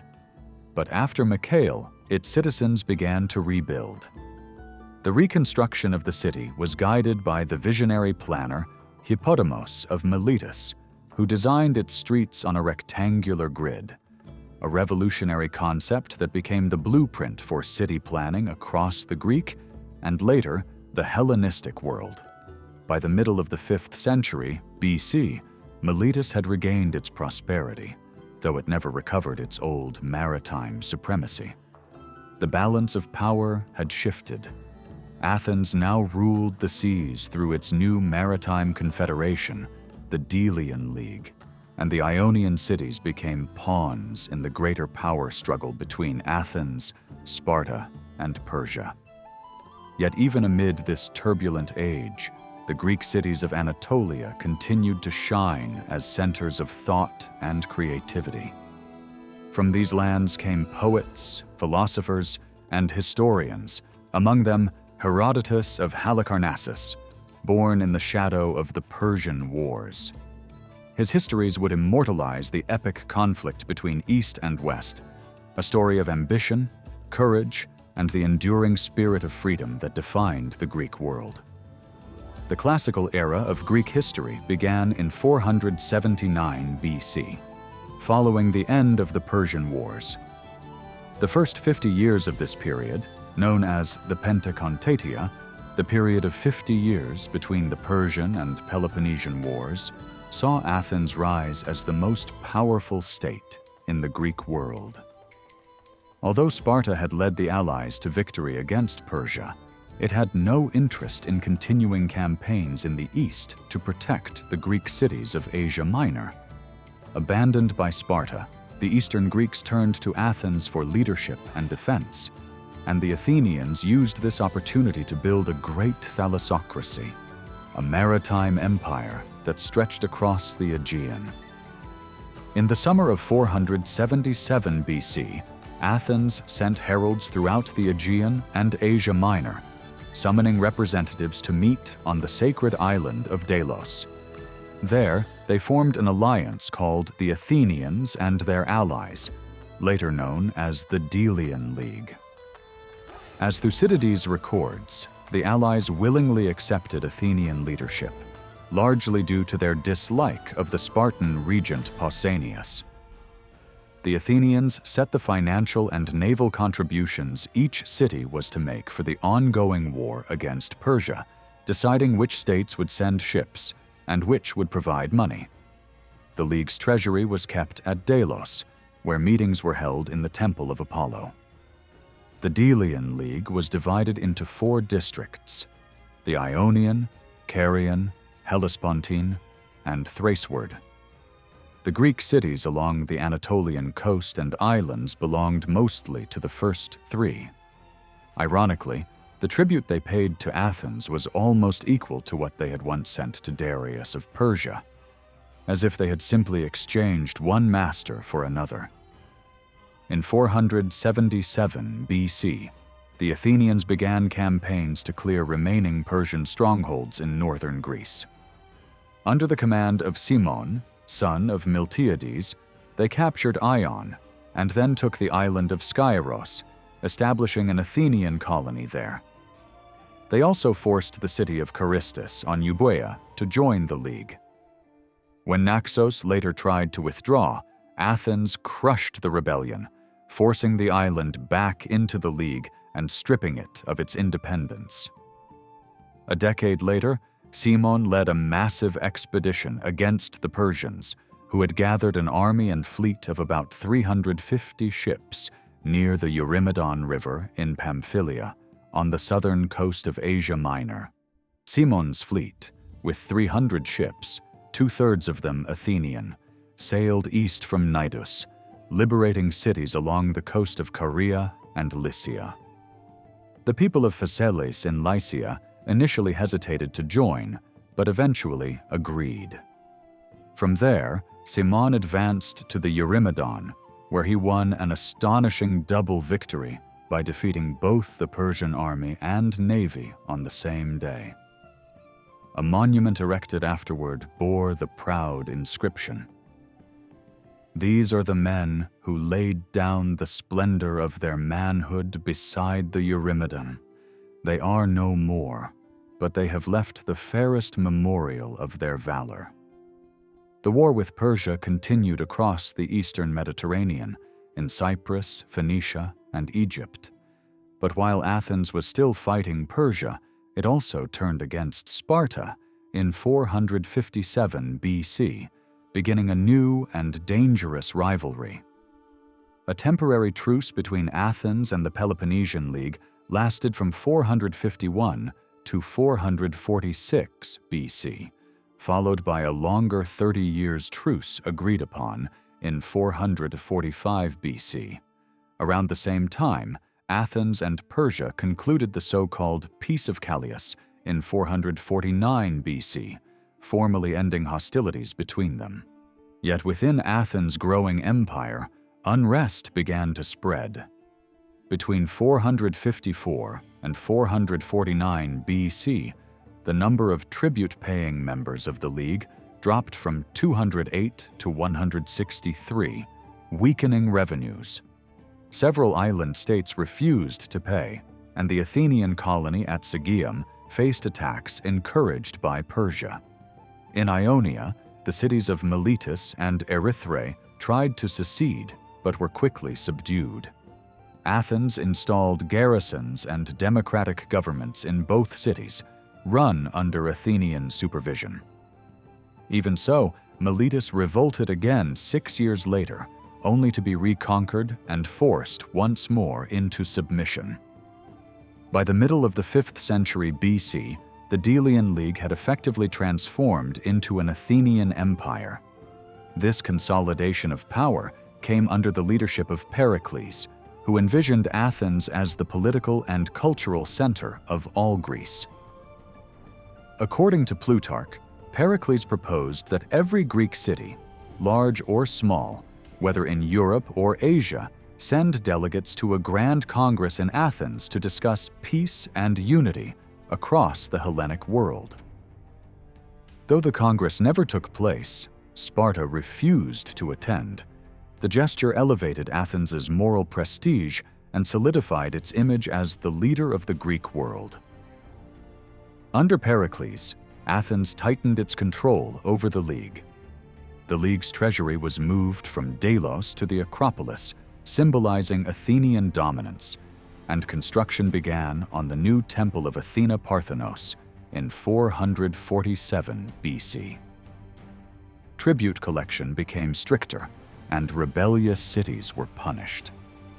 The Ionian city of Colophon, which had stopped paying tribute, was forced to host an Athenian colony and adopt a democratic government loyal to Athens and its allies. Only 3 League members, Samos, Chios, and Lesbos, retained their own navies and thus enjoyed a degree of autonomy. When a war broke out between Samos and Miletus over the city of Priene in 440 BC, the Milesians appealed to Athens for help, as they no longer had a fleet. The Samians refused Athens' offer to mediate, prompting Pericles to lead a fleet of 40 triremes to Samos. He overthrew the oligarchy, installed a democracy supported by Athenian troops, and imposed a fine of 80 talents for rebellion. Yet he allowed Samos to retain its navy and internal autonomy, a calculated move to keep the empire stable while maintaining Athenian supremacy over the Aegean world. After Pericles' departure from Samos, the island's exiled oligarchs raised an army of 700 mercenaries with financial support from Pisuthians, the Persian satrap of Lydia. They overthrew the democratic government left by Athens, captured the Athenian garrison, and handed the prisoners to the Persians. For a moment, it appeared that Persia was ready to break its peace with Athens and reclaim its lost influence over Western Anatolia. At the same time, Byzantium and Mytilene also prepared to revolt, hoping for aid from Sparta. Yet neither Persia nor Sparta intervened, and Athens swiftly crushed the Samian uprising by the summer of 439 BC. That same year, many towns in Caria stopped paying tribute to Athens. The rugged highlands of the region were home to people who were still more Carian than Greek, and were effectively under Persian control. Their tribute was small, and Pericles decided that forcing payment would cost more than it was worth, especially if it provoked Persia. By 438 BC, Athens had officially removed 40 Carian towns from the tribute rolls and merged the rest of Caria with Ionia into a single district.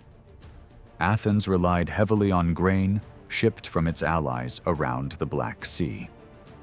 Around 437 BC, Pericles personally led a naval expedition there to demonstrate Athenian power and reassure the Greek colonies scattered along its shores.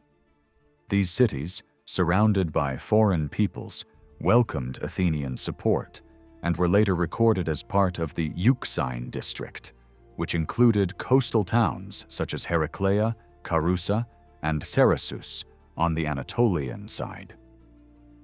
Meanwhile, tensions between Athens and Sparta erupted into open conflict. In 431 BC, the Peloponnesian War began, a struggle that Thucydides described as bringing unprecedented suffering to all of Hellas. Early in the war, the Spartan army invaded Attica, devastating the countryside for 40 days. Thousands of refugees crowded inside Athens, and the unsanitary conditions soon caused a deadly plague. The epidemic raged for years, killing about 1/3 of the city's population, including Pericles himself in 429 BC. After years of devastating warfare, both sides agreed to the Peace of Nicias in 421 BC. It offered a brief and uneasy truce between Athens and Sparta, but hostilities resumed within a decade. In 415 BC, Athens launched a grand expedition to Sicily, led by Nicias, Alcibiades, and Lamachus, with the aim of aiding their ally Segesta against Syracuse. Alcibiades was the driving force behind the campaign, but it ended in catastrophe. In 413 BC, The entire Athenian fleet was destroyed in the harbor of Syracuse, and the survivors were either killed or enslaved, a disaster Thucydides called the greatest calamity in all Greek history. Sparta, now confident of victory, sent a general to support the Syracusans and began a new invasion of Attica. Across the Aegean, Athens' empire started to crumble. The Greek cities in Asia Minor and the nearby islands rebelled, encouraged by the Persian satraps Pharnabazus in Phrygia and Tissaphernes in Ionia, who promised aid. In 412 BC, the Spartans dispatched 5 ships under Chalcidius, accompanied by Alcibiades, who stirred revolts among Chios, Erythrae, Teos, Miletus, and Lesbos. Although the Athenians managed to retake some cities like Lesbos and Clazomene, they lost key positions such as Phocia, Cnidus, and the Dorian cities of Rhodes. The Spartans advanced into the Hellespont, seizing Abydos and Lampsacus, which triggered further revolts in Byzantium, Chalcedon, and Cyzicus. Athens regained Lampsacus and Cyzicus and garrisoned Sestos to control the Hellespont. But the loss of Byzantium and Chalcedon cut off its vital grain route from the Black Sea. In 412 BC, Tissaphernes convinced King Darius II of Persia to form an alliance with Sparta. The treaty recognized Persian sovereignty over the Greek cities of Asia Minor, marking the end of Athens' influence there. However, Persian aid was unreliable, as the satraps preferred to let both Greek powers exhaust each other. The Peloponnesian War dragged on until the spring of 404 BC, when Athens finally surrendered. The Spartans' terms were harsh. The long walls and the fortifications of the Piraeus were to be destroyed, exiles were recalled, most of the Athenian fleet was surrendered, and Athens was forced to abandon its empire and join Sparta as an ally. Xenophon, who witnessed the aftermath, wrote that when the peace was accepted, Lysander's fleet sailed triumphantly into Piraeus, and the people tore down their walls to the sound of flutes, believing that this day marked the beginning of freedom for Greece. But that freedom was short-lived. In Persia, Prince Cyrus prepared to challenge his brother, King Artaxerxes II, for the throne. The Spartans, eager to extend their influence in Asia, agreed to support Cyrus. They sent a fleet to Cilicia to block the Persian satrap Cyanosus, while Cyrus assembled his army, which included thousands of Greek mercenaries known as the 10,000. Among them was the Athenian historian Xenophon, who later chronicled their epic journey in his Anabasis, the March Up Country. Cyrus led his army eastward from Sardis in 401 BC. At Cunaxa, near Babylon, his forces met those of Artaxerxes and Tissaphernes. Cyrus fought bravely, even wounding his brother, but was soon killed, leaving the Greek mercenaries stranded deep within enemy territory. Refusing to surrender, the 10,000 marched north across the mountains to the Black Sea at Trebizond, then followed the coast westward to Byzantium, finally reaching safety in 399 BC. Soon after, Xenophon led the surviving soldiers to Pergamum in Aeolis, where they joined forces with the Spartan general Thybron, who was preparing a campaign against the Persian satraps Tissaphernes and Pharnabazus. This marked the beginning of open war between Sparta and Persia. In 396 BC, King Agesilaus of Sparta, accompanied by Lysander, led 20,000 men across Asia Minor, defeating Persian forces and even capturing Sardis. Yet the campaign was cut short, as Persia's naval dominance made it impossible for the Spartans to maintain their hold on Anatolia, a reminder that while Greek armies could triumph on land, control of the sea would always decide the fate of empires. The decisive turning point in the final years of the Spartan-Persian conflict came in 394 BC, when a great naval battle took place off the coast of Cnidus. The Peloponnesian fleet, once dominant, was crushed by a Persian armada commanded by Pharnabazus and the exiled Athenian admiral Conon, who had recruited his own ships and crews from Greek refugees and mercenaries. In the aftermath of victory, Conon helped establish democratic governments in several Greek cities of Asia Minor, including Ephesus and Erythrae, which had long been ruled by oligarchies. This display of Greek independence alarmed King Artaxerxes of Persia, who in 392 BC had Conon executed to reassert his control over the region. 5 years later, Artaxerxes concluded peace with the Spartan alliance in an agreement known as the King's Peace. The treaty recognized Persian sovereignty over the Greek cities of Asia Minor and restored to the Persian king the right to collect tribute from them, while confirming Sparta's supremacy in mainland Greece. Archaeological evidence discovered centuries later supports this historical moment. An inscription found at Erythrae in 1976 records the city's desperate plea not to be handed over to the barbarian. It was a tragic reminder of how the Ionian Greeks, after centuries of struggle, had once again fallen under Persian rule. In the decades that followed, Athens slowly regained strength. In 377 BC, the city established a new anti-Spartan alliance known as the Second Athenian Sea League. Under this renewed confederacy, Athens rebuilt its navy and soon reclaimed dominance over the Aegean. In 376 BC, an Athenian fleet won a major victory over the Spartans off the island of Naxos. The following year, another triumph in the Ionian Sea solidified Athens as the leading naval power of Greece once more. Exhausted by years of warfare, Athens and Sparta signed a peace treaty in 375 BC that recognized the new Athenian alliance and temporarily restored stability. The peace, however, was short-lived. Within a few years, fighting resumed, and by 371 BC, a new version of the King's Peace was negotiated. But almost immediately afterward, Sparta launched an attack against the Boeotians.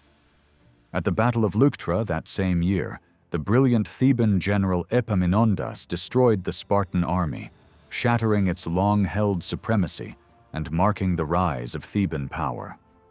To counter this new threat, Athens allied itself with its former enemy, Sparta, in an effort to preserve the balance of power in Greece. The struggle culminated in 362 BC at the Battle of Mantinea, where both sides fought fiercely. Though the Boeotians were close to victory, the death of Epaminondas on the battlefield left the outcome uncertain. Xenophon, in the closing pages of his Hellenica, described the aftermath as a moment of total confusion. Nearly all of Greece had been drawn into the conflict, yet despite immense losses, neither side gained new territory or power. The war ended not in triumph, but in exhaustion, leaving the Greek world fractured and leaderless. While Greece tore itself apart, the cities of Asia Minor remained under Persian domination. With no unified Greek power left to liberate them, many of the Ionian Greeks fled westward into exile, settling in Greece and in Magna Graecia, the Greek colonies of southern Italy. These migrations carried with them the intellectual heritage of the Ionian Enlightenment that had once flourished along the Anatolian coast. Among the most influential of these exiles was Democritus of Abdera, renowned as one of the founders of the atomic theory of matter. Abdera itself had been founded centuries earlier by settlers from Teos after their city was destroyed by the Persians in 545 BC. Democritus is said to have studied under Leucippus, another philosopher from Asia Minor, perhaps an exile from Miletus. Little is known about Leucippus, but his lost treatise, The Greater World System, laid the foundation for atomic theory, which his pupil later developed in his own little world system. Their revolutionary idea held that all matter is composed of tiny, indivisible particles, atoms moving endlessly through the void. Through their collisions and combinations, they form everything that exists in nature. Leucippus wrote that, "Nothing occurs at random, but everything happens by reason and necessity," expressing the belief that all natural events follow immutable laws. Democritus expanded on this with a vision of a universe governed by order rather than chance, laying the groundwork for scientific thought that would endure for millennia.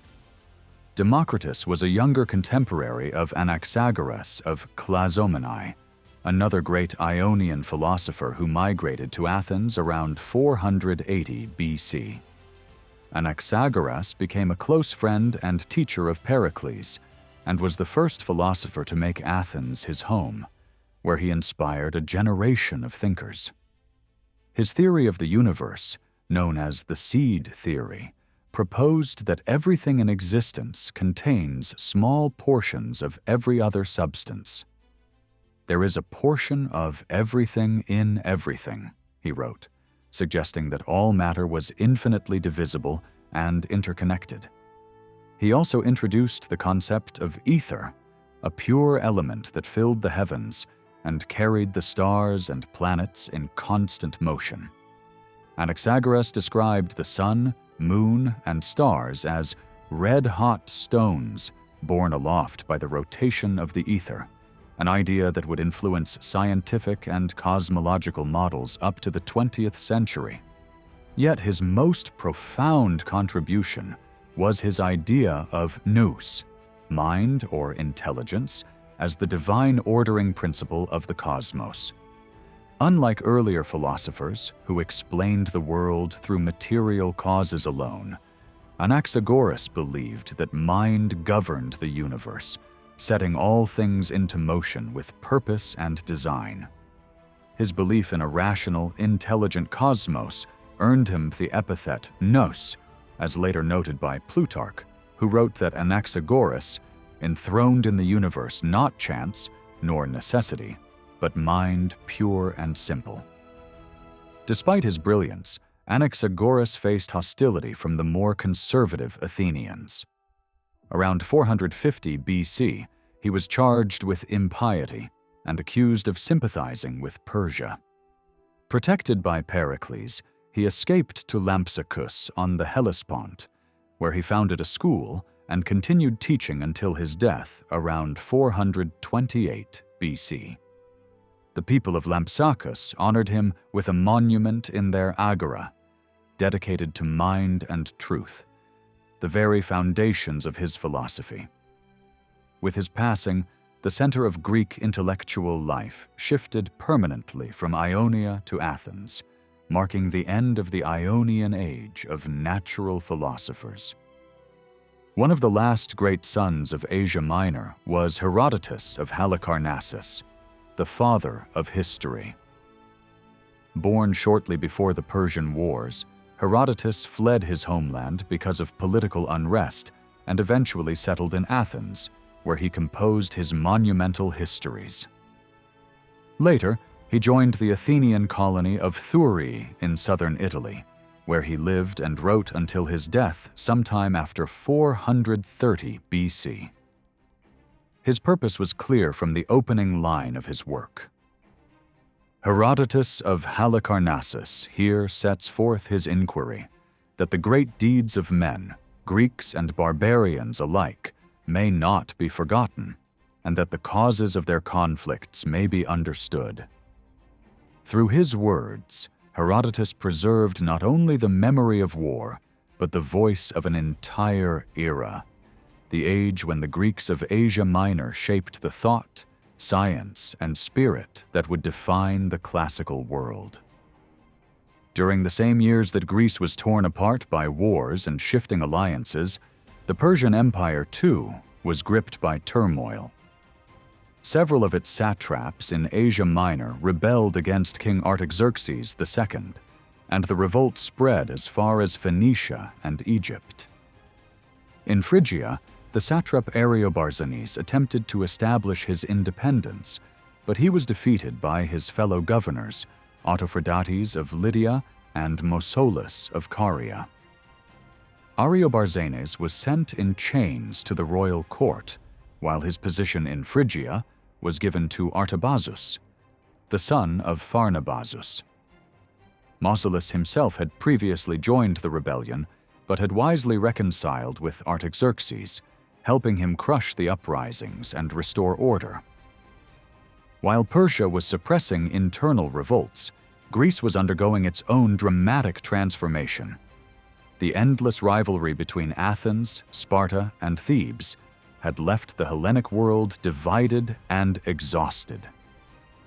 Into this void stepped Philip II of Macedon, who, upon his election as king in 357 BC, began an ambitious program of military reform and conquest. Over the next 2 decades, Philip transformed Macedonia from a peripheral kingdom into the dominant power of Greece. His victory at the Battle of Cheronea in August 338 BC, where he crushed the combined forces of Athens, Thebes, and their allies, marked the end of Greek independence. After the battle, Philip imposed peace terms upon the defeated states. Macedonian garrisons were stationed in key cities such as Thebes and Corinth.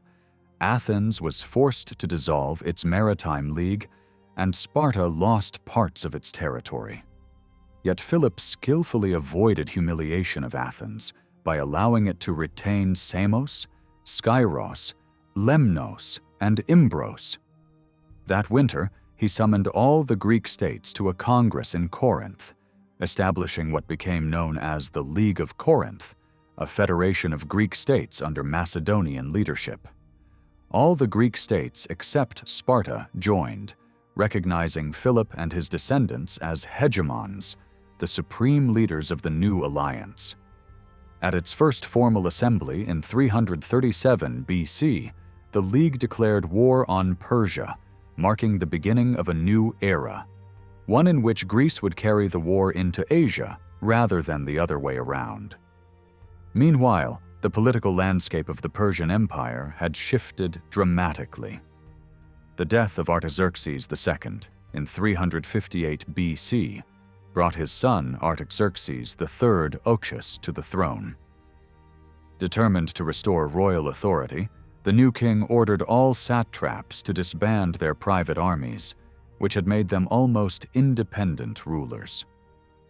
Among the most powerful of these governors was Artabazus of Phrygia, who, with the support of Greek mercenaries led by the Theban general Pamenes and a fleet under Memnon of Rhodes, rose in revolt. The rebellion was crushed in 353 BC, and Artabazus fled to the Macedonian court, where Philip received him hospitably. 4 years later, both Artabazus and Memnon were pardoned and returned to Persia. Artaxerxes III also turned his attention to Egypt, which had long been in rebellion. With the help of a Greek mercenary army commanded by Mentor, Memnon's brother, Persia reconquered Egypt and then moved to reassert control over the coastal regions of Asia Minor. Many of these areas had been ruled by local dynasts who had grown wealthy and independent during the empire's earlier turmoil. One such ruler was Eubulos, a banker who had created a small state on the coast of Asia Minor near Lesbos. He was succeeded by Hermias, known as the Tyrant of Atarneus, a philosopher king who had studied at Plato's academy alongside Aristotle. After Plato's death, Hermias invited Aristotle to Assos, where he established a school of philosophy and lived for 3 years before moving to the island of Lesbos. In time, Hermias was captured by Mentor and sent to the Persian court, where Artaxerxes ordered his execution.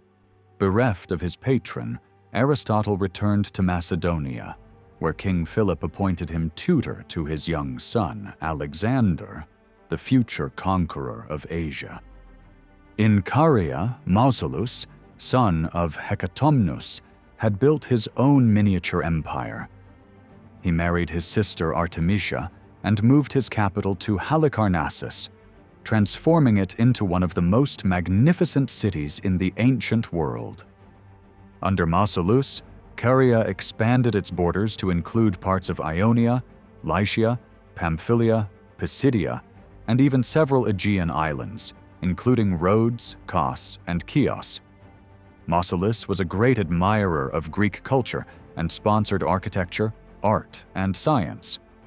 Among those who benefited from his patronage was the astronomer and mathematician Eudoxus of Cnidus, who built an observatory at Cnidus and made pioneering discoveries about the motions of the planets.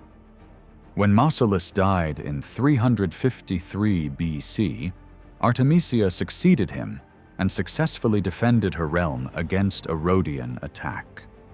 She also completed the colossal tomb Mausolus had begun, the Mausoleum of Halicarnassus, later listed among the 7 wonders of the ancient world. Upon her death in 350 BC, the two were buried together in the monument that bore his name. Mausolus was followed by his brother Idrius, who ruled alongside his sister and wife Ada. After Idrius's death in 344 BC, Ada became queen, but in 340 BC, she was overthrown by her younger brother Pixodorus. She fled to the fortress of Alinda in the Carian hills, where she remained in exile. Later, Pixodorus attempted to secure an alliance with Macedon by offering his daughter in marriage to Philip's son, Aridaeus. But when Alexander secretly expressed his own interest in the match, Philip reacted furiously, rebuking him as unworthy of his station for wishing to ally himself with a barbarian ruler, Pixodorus, then married his daughter to a Persian noble, Orontobots, who succeeded him as satrap of Halicarnassus after his death. By this time, Philip was ready to carry out his long-planned invasion of Persia. The Persian Empire, weakened by internal strife, was entering its final days. Artaxerxes III was assassinated in 338 BC, followed by the short reign and murder of Artaxerxes IV, after which Darius III ascended the throne. In the spring of 336 BC, Philip sent a vanguard of 10,000 troops under his trusted general Parmenio into Asia Minor, supported by the Macedonian fleet. The campaign was swift. The Macedonians captured Lesbos, Chios, and Erythrae, and Parmenio took Ephesus, replacing pro-Persian oligarchies with democratic governments. But their advance was checked at Magnesia by Persian forces led by Memnon of Rhodes, ending the expedition prematurely. That same summer, Philip was assassinated in Pella, and the Macedonian throne passed to his son, the young and brilliant Alexander. In Asia Minor, Parmenio quickly pledged his loyalty to the new king, ensuring that Philip's dream of conquering Persia would live on, now under the command of a man destined to change the course of history forever. After the assassination of Philip II, the League of Corinth unanimously elected his son Alexander as hegemon, the supreme leader of Greece, and entrusted him with carrying out his father's long-planned campaign to liberate the Greek cities of Asia Minor from Persian rule. But before crossing into Asia, Alexander first had to secure his own kingdom. In the spring of 335 BC, he led a swift campaign northward, subduing Thrace and Illyria, and later that same year, he crushed a major rebellion in Thebes with ruthless efficiency. The destruction of Thebes sent a clear message across Greece. Macedon's power was unchallenged. Behind the scenes, King Darius III of Persia had been quietly financing the Theban uprising, hoping to delay Alexander's ambitions. When the revolt failed, Darius ordered his general Memnon of Rhodes to raise an army of 5,000 Greek mercenaries to counter the Macedonian forces already active in Asia Minor under Parmenio. Parmenio had captured several coastal cities, including Abydos on the Hellespont, but soon faced Persian resistance.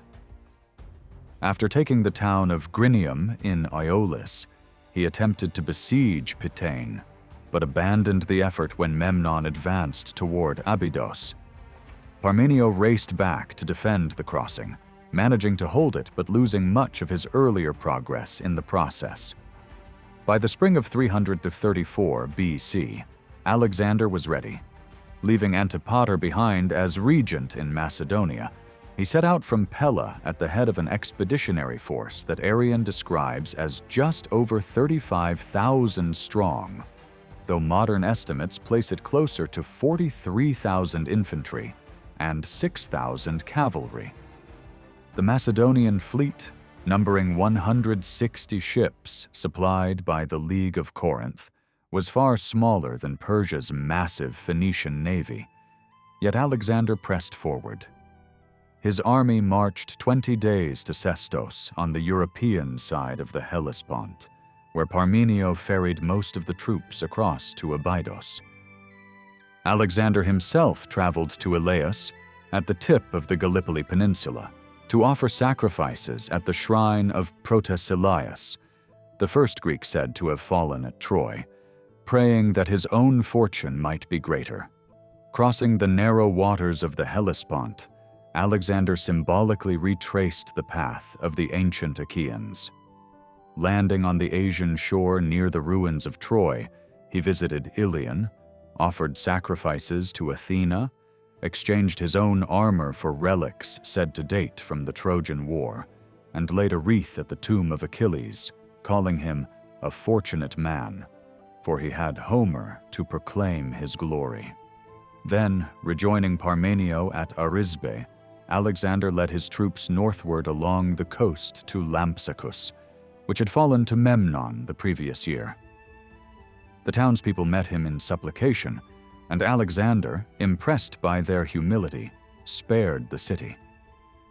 Marching east toward Dasilium, the seat of the Persian satrap Arsites of Phrygia, Alexander learned that Arsites had summoned two other governors, Spithridates of Ionia and Lydia, and Arsames of Cilicia, as well as Memnon and his Greek mercenaries. Together they established a fortified position east of the river Granicus, determined to block Alexander's advance. Parmenio urged caution, warning that to attack across the river was reckless.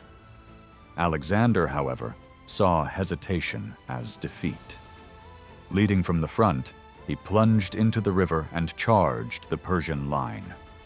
Amid the chaos, he killed Mithridates, son-in-law of Darius, and narrowly escaped death twice when his horse was slain beneath him. In the end, Persian resistance collapsed. Spithridates was cut down as he raised his weapon against Alexander, and Arsites fled to Phrygia, where he later took his own life in disgrace. The victory at the Granicus opened the gates of Asia Minor. Alexander advanced south to Sardis, whose Persian garrison surrendered without a fight. From there, he moved to Ephesus, where the Persians abandoned the citadel and fled. Alexander restored democracy, recalled exiles loyal to him, and ended the oppressive oligarchies that had ruled under Persian patronage.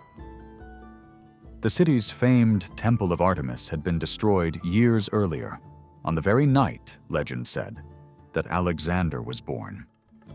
He offered to fund its reconstruction with the tribute once sent to Persia, but the Ephesians declined politely, saying that it wasn't fitting for one god to build a temple to another. From Ephesus, delegations arrived from Tralles and Magnesia to offer submission, and Alexander dispatched Parmenio to occupy them. Another commander, Alcimachus, was sent through Lydia, Ionia, and Phrygia to liberate the remaining Persian-held towns. Alexander instructed both men to abolish oligarchies, establish democratic governments, and exempt the cities from Persian tribute, while allowing them to retain their local customs.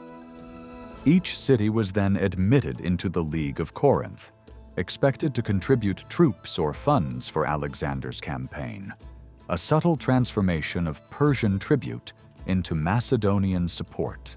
While his generals consolidated these gains, Alexander traveled briefly to Smyrna, which still lay largely in ruins after its destruction centuries earlier. There, according to later accounts, he dreamed that the gods commanded him to rebuild the city on a new site under Mount Pagos. Although the reconstruction would not occur until long after his death, the new Smyrna would rise exactly where his vision had pointed, fulfilling the oracle's prophecy that the people of Smyrna would live 3 and 4 times happy across the sacred meles. From Smyrna, Alexander visited Clazomenae, a settlement built on a small island near the coast. To connect it to the mainland, he ordered a causeway constructed, transforming it into a peninsula, a lasting symbol of his determination to link and unify the Greek world on both sides of the Aegean. When Alexander learned that the Persian fleet was moving toward Miletus, he immediately summoned Parmenio and Alcimachus and ordered Nicanor, commander of the Macedonian navy, to sail ahead and reach the city first. Even while hastening south, Alexander found time to stop at Priene, where he donated funds for the construction of the new Temple of Athena, an act of piety and diplomacy combined. The stone inscription that still survives proudly records, "King Alexander dedicated this temple to Athena Polias." Nicanor's fleet reached Miletus 3 days before the Persians, anchoring his 160 ships around the island of Lade to block the harbor. When Alexander arrived, he reinforced the island with troops to prevent the Persian navy, 400 ships strong, from landing. The Persian commanders were forced to remain at Cape Mycale, powerless to approach. Inside the city, the Persian garrison leader Hegestratus had considered surrendering, but the sudden arrival of the Persian fleet rekindled his defiance. Alexander responded decisively. He brought forward siege engines, battering the city walls, while his troops waited for the signal to storm the breach. The Macedonian navy, meanwhile, closed off the inner harbor known as the Lion Port, trapping many defenders who tried to swim for safety. By the time Miletus fell, the sea itself was strewn with wreckage and bodies. With Miletus captured, the Persian fleet withdrew. Confident that he could neutralize Persian naval power simply by seizing their coastal bases, Alexander disbanded most of his fleet, keeping only 20 Athenian vessels as transports. He could no longer afford a large navy, but he believed that control of the shoreline was the real key to dominance in the Aegean. Next, Alexander turned his attention south toward Caria, where Persian forces had fortified the great city of Halicarnassus under the command of Memnon of Rhodes and the satrap Orontobates. Before heading to the coast, Alexander made a detour inland to Alinda, where he met Queen Ada, the exiled ruler of Caria. Ada welcomed him warmly, surrendered her fortress, and even adopted him as her son and heir. News of this alliance spread quickly, and cities throughout Caria sent Alexander gold crowns, pledging their loyalty. Returning to the coast, Alexander stopped at Ephesus, where he restored the citizens' ancient fishing rights that had been taken under Persian rule. In gratitude, they told him a remarkable local story of a boy who had befriended a dolphin and swam beside it every day. Alexander, enchanted by the tale, took the boy into his service and later appointed him high priest of Poseidon in Babylon, seeing in this friendship a divine omen from the sea god himself. Soon after, Alexander moved against Halicarnassus, sending his fleet to Myndus to cut off the port. His first assault on Myndus failed, so he returned to focus on the main target. Halicarnassus was one of the strongest fortresses in all Asia Minor, protected by massive triple walls and 3 separate citadels, one on the northern Acropolis, another on the western promontory called Salmachus, and a third on the offshore island of Archaenessus. The siege lasted for months. Alexander's engines shattered parts of the wall, and his men charged repeatedly, but Memnon's Greek mercenaries held firm. When the defenders launched a desperate counterattack, fierce street fighting followed. In the end, Memnon's forces lost around 1,000 men, while Macedonian casualties were minimal.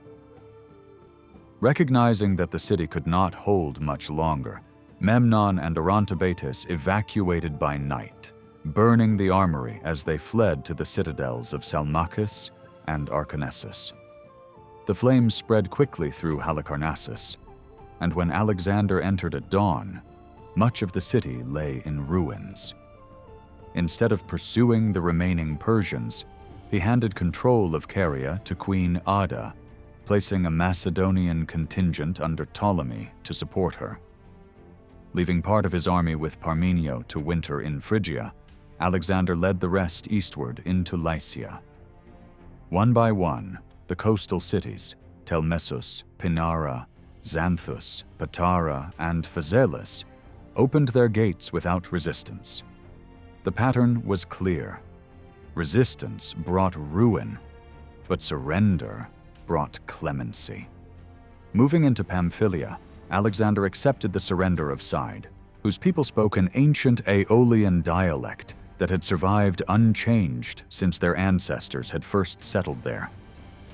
Arrian notes that they remained foreign in speech and custom, even among their neighbors. From there, Alexander advanced into the rugged Pisidian highlands, reaching Cilium, a heavily fortified town defended by both mercenaries and native warriors. Realizing that a prolonged siege would slow his progress, he withdrew to the coast and advanced on Aspendos. The city had previously promised to submit, but broke its word, prompting Alexander to prepare an assault. Seeing no chance of victory, the Aspendians surrendered. As punishment for their defiance, Alexander doubled the tribute they would pay to Macedon, a reminder to all Asia Minor that his mercy was balanced by unwavering authority. After taking control of the Pamphylian city of Perge, believed to have been founded by settlers who came after the Trojan War, Alexander led his army once more into the rugged Pisidian highlands. His next target was the mountain fortress of Termessus, perched so high and fortified so well that even Alexander's determined troops could not take it. Instead, he pressed onward to Sagalassus, another heavily defended city. There, fierce hand-to-hand combat erupted among the cliffs. The battle was brutal. 500 Pisidians were slain, while the Macedonians lost only 20 men, according to Arrian. Afterward, Alexander subdued other Pisidian towns, some by assault, and others by simply accepting their surrender, as the region fell steadily under his control. His campaign then carried him past the great Pisidian lakes toward Selene, a crucial fortress town on the Persian royal road that linked Sardis to Susa. The Persian garrison, realizing their isolation, agreed to surrender within 2 months if no reinforcements came from Darius. Leaving 1,500 men under Antigonus to secure the deal, Alexander advanced north to Gordion, the ancient Phrygian capital, where he was to reunite with Parmenio and the rest of his army. Alexander reached Gordion in early March 333 BC, where the city surrendered peacefully, The following month, Parmenio arrived with reinforcements, 3,000 infantry and 500 cavalry. While in Gordion, Alexander visited the old palace of Gordius and his son Miletus, now a shrine to Phrygia's legendary kings. According to tradition, an oracle had foretold that the man who could untie the complex knot securing Gordius's ancient wagon would rule all of Asia. The so-called Gordian knot was bound so intricately that no one could find its ends. Alexander examined it carefully, then acted decisively. Some say he drew his sword and sliced through it, others that he removed the wooden pin securing the yoke. Either way, the result was the same. The knot was undone. That night, thunder and lightning illuminated the sky, which Alexander took as a divine sign confirming his destiny. The next morning he made sacrifices to the gods and proclaimed the loosening of the knot, marking himself as the man fated to rule Asia. While still in Gordion, Alexander received alarming news. King Darius had appointed Memnon, the skilled Greek mercenary commander, to lead all Persian forces in Asia Minor. Memnon's fleet had already retaken islands like Kos, Samos, and Chios, and was besieging Mytilene on Lesbos. At the same time, Persian agents were stirring rebellion in Greece, supported by both Athens and Sparta, threatening to cut Alexander off from home. But fortune soon intervened. Memnon fell ill and died during the siege, leaving his command to Pharnabazus and Autophradotes, who continued to consolidate Persian control over the Aegean islands. In the meantime, Alexander marched his army from Gordion to Ancyra, modern-day Ankara, a key crossroads between Galatia and Paphlagonia. There, he received a delegation from the Paphlagonians, who offered submission on the condition that his troops not enter their territory. Alexander accepted their loyalty and appointed his trusted General Callus as governor of Phrygia, strengthening his control over the region. From Ancyra, Alexander marched southward across the vast Anatolian plateau into Cappadocia. The local rulers, seeing the fate of those who resisted him, submitted without resistance, ceding to him the lands between the Halys River and the surrounding territories. Instead of leaving a Macedonian general in charge, Alexander appointed a local chieftain named Sabatas to govern, a policy of strategic inclusion that he would continue as his empire grew. His march now led him toward the Cilician Gates, the narrow pass through the Taurus Mountains that opened onto the fertile plains of Cilicia. The Persian commander Arsamos stationed troops to defend the pass, but quickly retreated, burning and plundering as he went to deny Alexander any resources. Yet when the Macedonians arrived, the defenders fled, and Alexander crossed the mountains unopposed. Descending into the Cilician plain, he advanced swiftly toward Tarsus.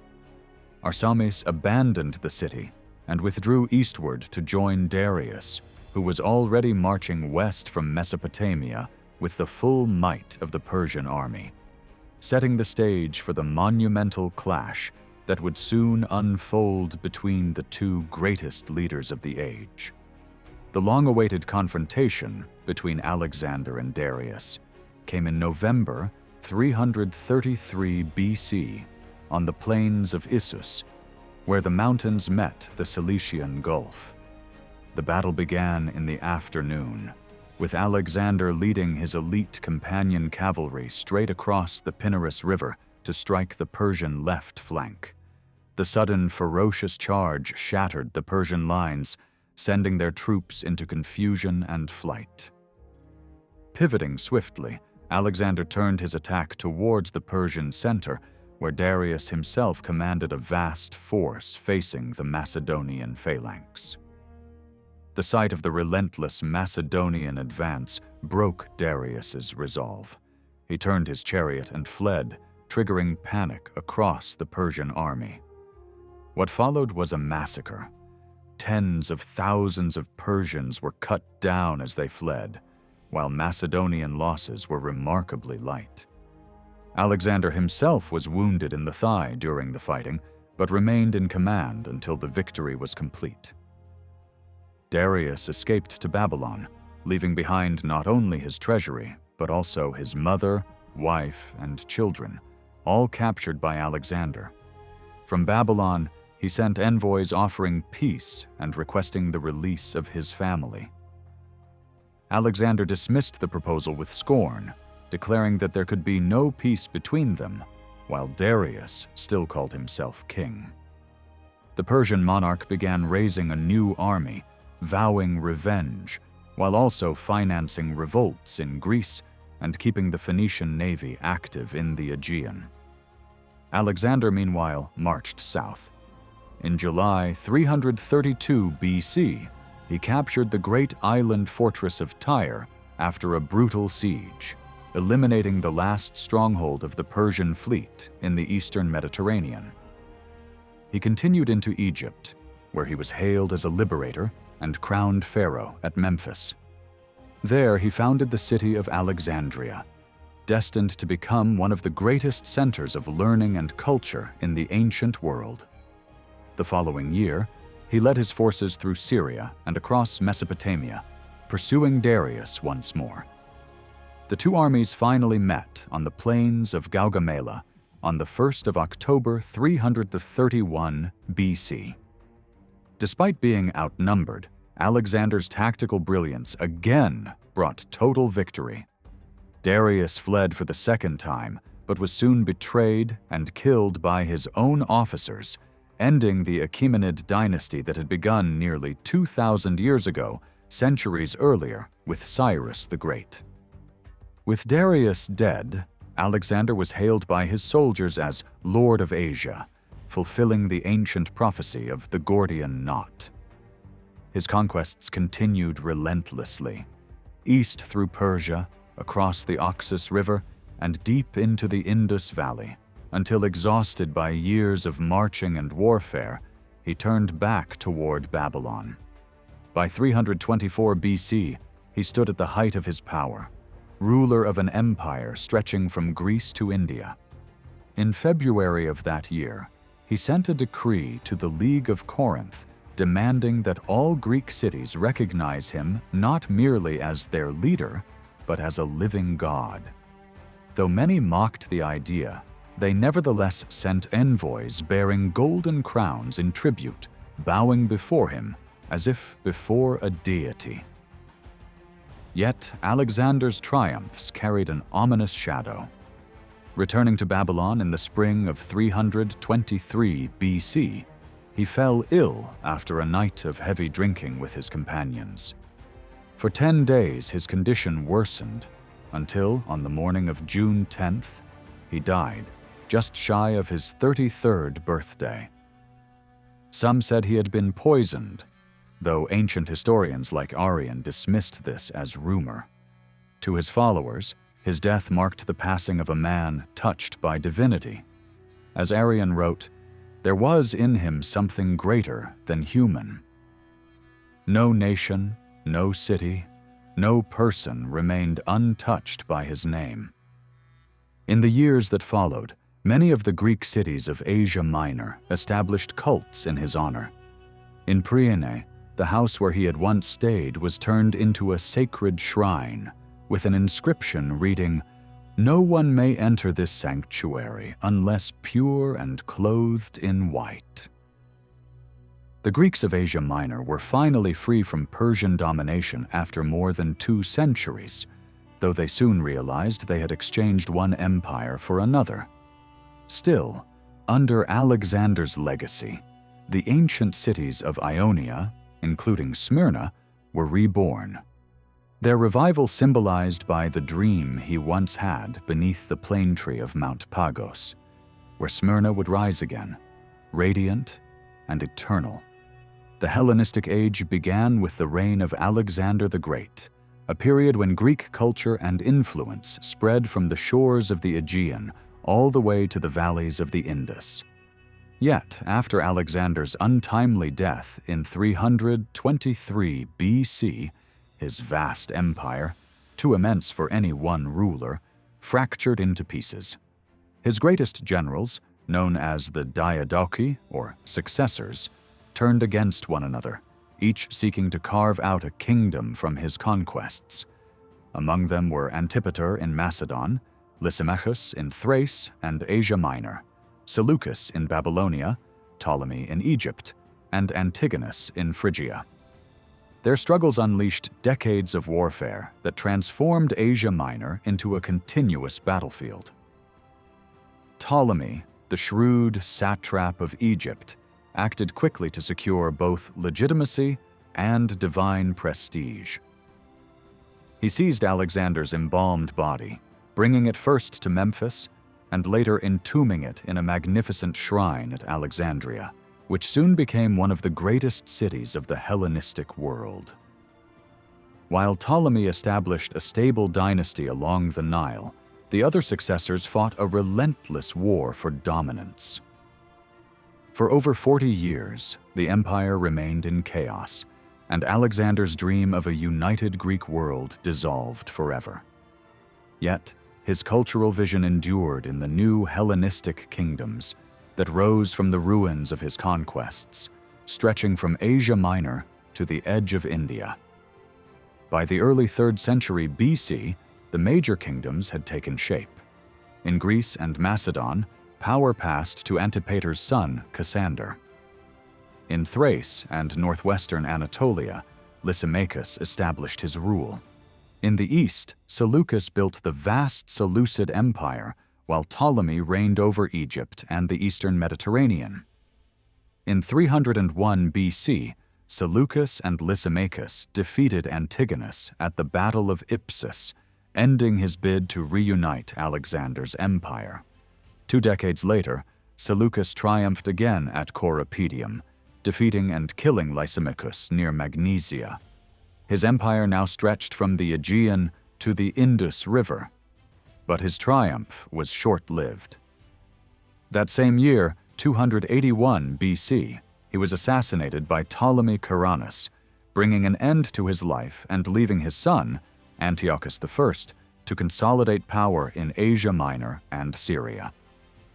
Meanwhile, in western Anatolia, a new power began to rise.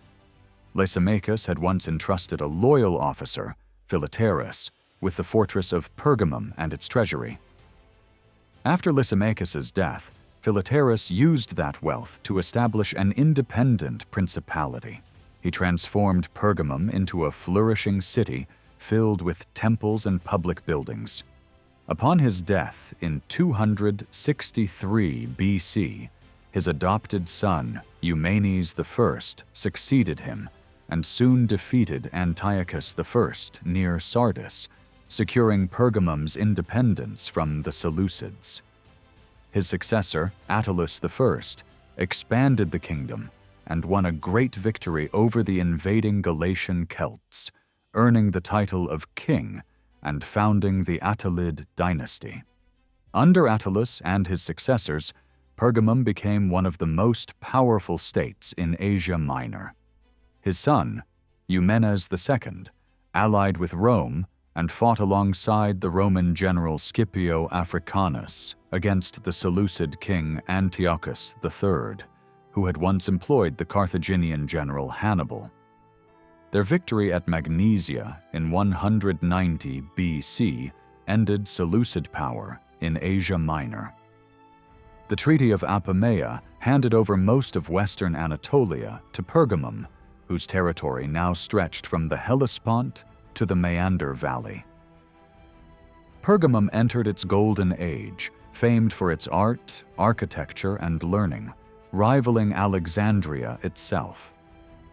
Eumenes II was succeeded by his brother Attalus II Philadelphus, who continued the alliance with Rome and extended Pergamene influence across western Anatolia. However, by the time his nephew, Attalus III, came to the throne, the kingdom had grown weak. Obsessed with alchemy and botany, Attalus III neglected his duties and eventually willed his entire kingdom to Rome upon his death in 133 BC. The bequest sparked a brief rebellion led by a pretender named Aristarchus, but the uprising was crushed, and by 129 BC, Pergamum became part of the new Roman province of Asia. Rome's rise marked the end of the Hellenistic kingdom's independence. Within a century, the once great powers of the Greek world had fallen under Roman dominion. Macedonia became a Roman province in 148 BC, and 2 years later, Corinth, one of the proudest Greek cities, was utterly destroyed. Rome now stood unchallenged, ruling over nearly all the lands once conquered by Alexander. Yet even as political independence faded, the legacy of the Hellenistic world endured. The fusion of Greek culture with the traditions of Egypt, Persia, and the East created an age of extraordinary creativity and learning. Across cities like Alexandria, Antioch, and Pergamum, Greek science, art, and philosophy flourished, an enduring testament to Alexander's vision of a single, interconnected world bound together by the light of Hellenic civilization. Chios, a once independent Greek city on the coast of the Marmara Sea, had fallen under Bithynian control after centuries of Persian influence. Its last Persian ruler, Mithridates, was executed when Antigonus captured the city in 302 BC. However, his son, also named Mithridates, managed to escape to the Black Sea coast, where he founded the Kingdom of Pontus with his capital at Amasea, modern Amasia. Although the ruling dynasty was Persian in origin, the kingdom became thoroughly Hellenized, with its cities rooted in ancient Greek colonial foundations. The Pontic kingdom reached its zenith under Mithridates, the sixth Eupator, known as Mithridates the Great, who came to the throne at just 11 years old in 120 BC. When he reached maturity, he made Sinope his capital, building strong defensive walls and a citadel that still stand in part today. Under his reign, the kingdom expanded across Paphlagonia, Bithynia, Cappadocia, Galatia, and Phrygia, becoming a major power around the Black Sea. Mithridates waged 4 long wars against Rome, beginning in 88 BC and ending 25 years later with his defeat and death. At the start of the First Mithridatic War, Mithridates established his base in Ephesus and ordered a coordinated massacre of Italians across Asia Minor. On a single day, an estimated 80,000 people, including women and children, were killed, most of them in Ephesus, the Roman capital of the province. Initially celebrated as a liberator from Roman rule, Mithridates soon extended his power over most of Asia Minor, the Aegean Islands, and even Greece. But his victories were short-lived. Sulla defeated him and forced him to withdraw from Asia in 84 BC. Further wars followed. Lucullus led campaigns into Pontus, and eventually Pompey crushed Mithridates' forces, driving him to the Crimea, where he took his own life in 63 BC. His son, Pharnaces II, succeeded him and was recognized by Pompey as ruler of the Bosporan kingdom. After Pompey's victories in Asia, he reorganized the entire region. He confirmed the local rulers of Galatia, Cappadocia, Paphlagonia, and Commagene as friends and allies of the Roman people. He then moved south, deposing the last Seleucid ruler, Antiochus XIII, and turning Syria into a Roman province, marking the end of the Seleucid dynasty. Pompey also launched a massive campaign against the pirates who had long terrorized the Aegean and Asia Minor's coasts. In just 3 months, he cleared them from the seas, defeating their fleet near modern Ionia and capturing more than 20,000 prisoners, as recorded by Plutarch. The Greek cities of Asia Minor barely had time to recover from these wars before being drawn into Rome's next great conflict, the civil war between Caesar and Pompey. When Caesar crossed the Rubicon in 49 BC, he set the Roman world aflame. The following year, he crushed Pompey's forces at Pharsalus in Greece. Pompey fled to Egypt, but was assassinated before Caesar's arrival. Caesar then stayed in Alexandria, where he met and fell in love with Cleopatra, the Queen of Egypt.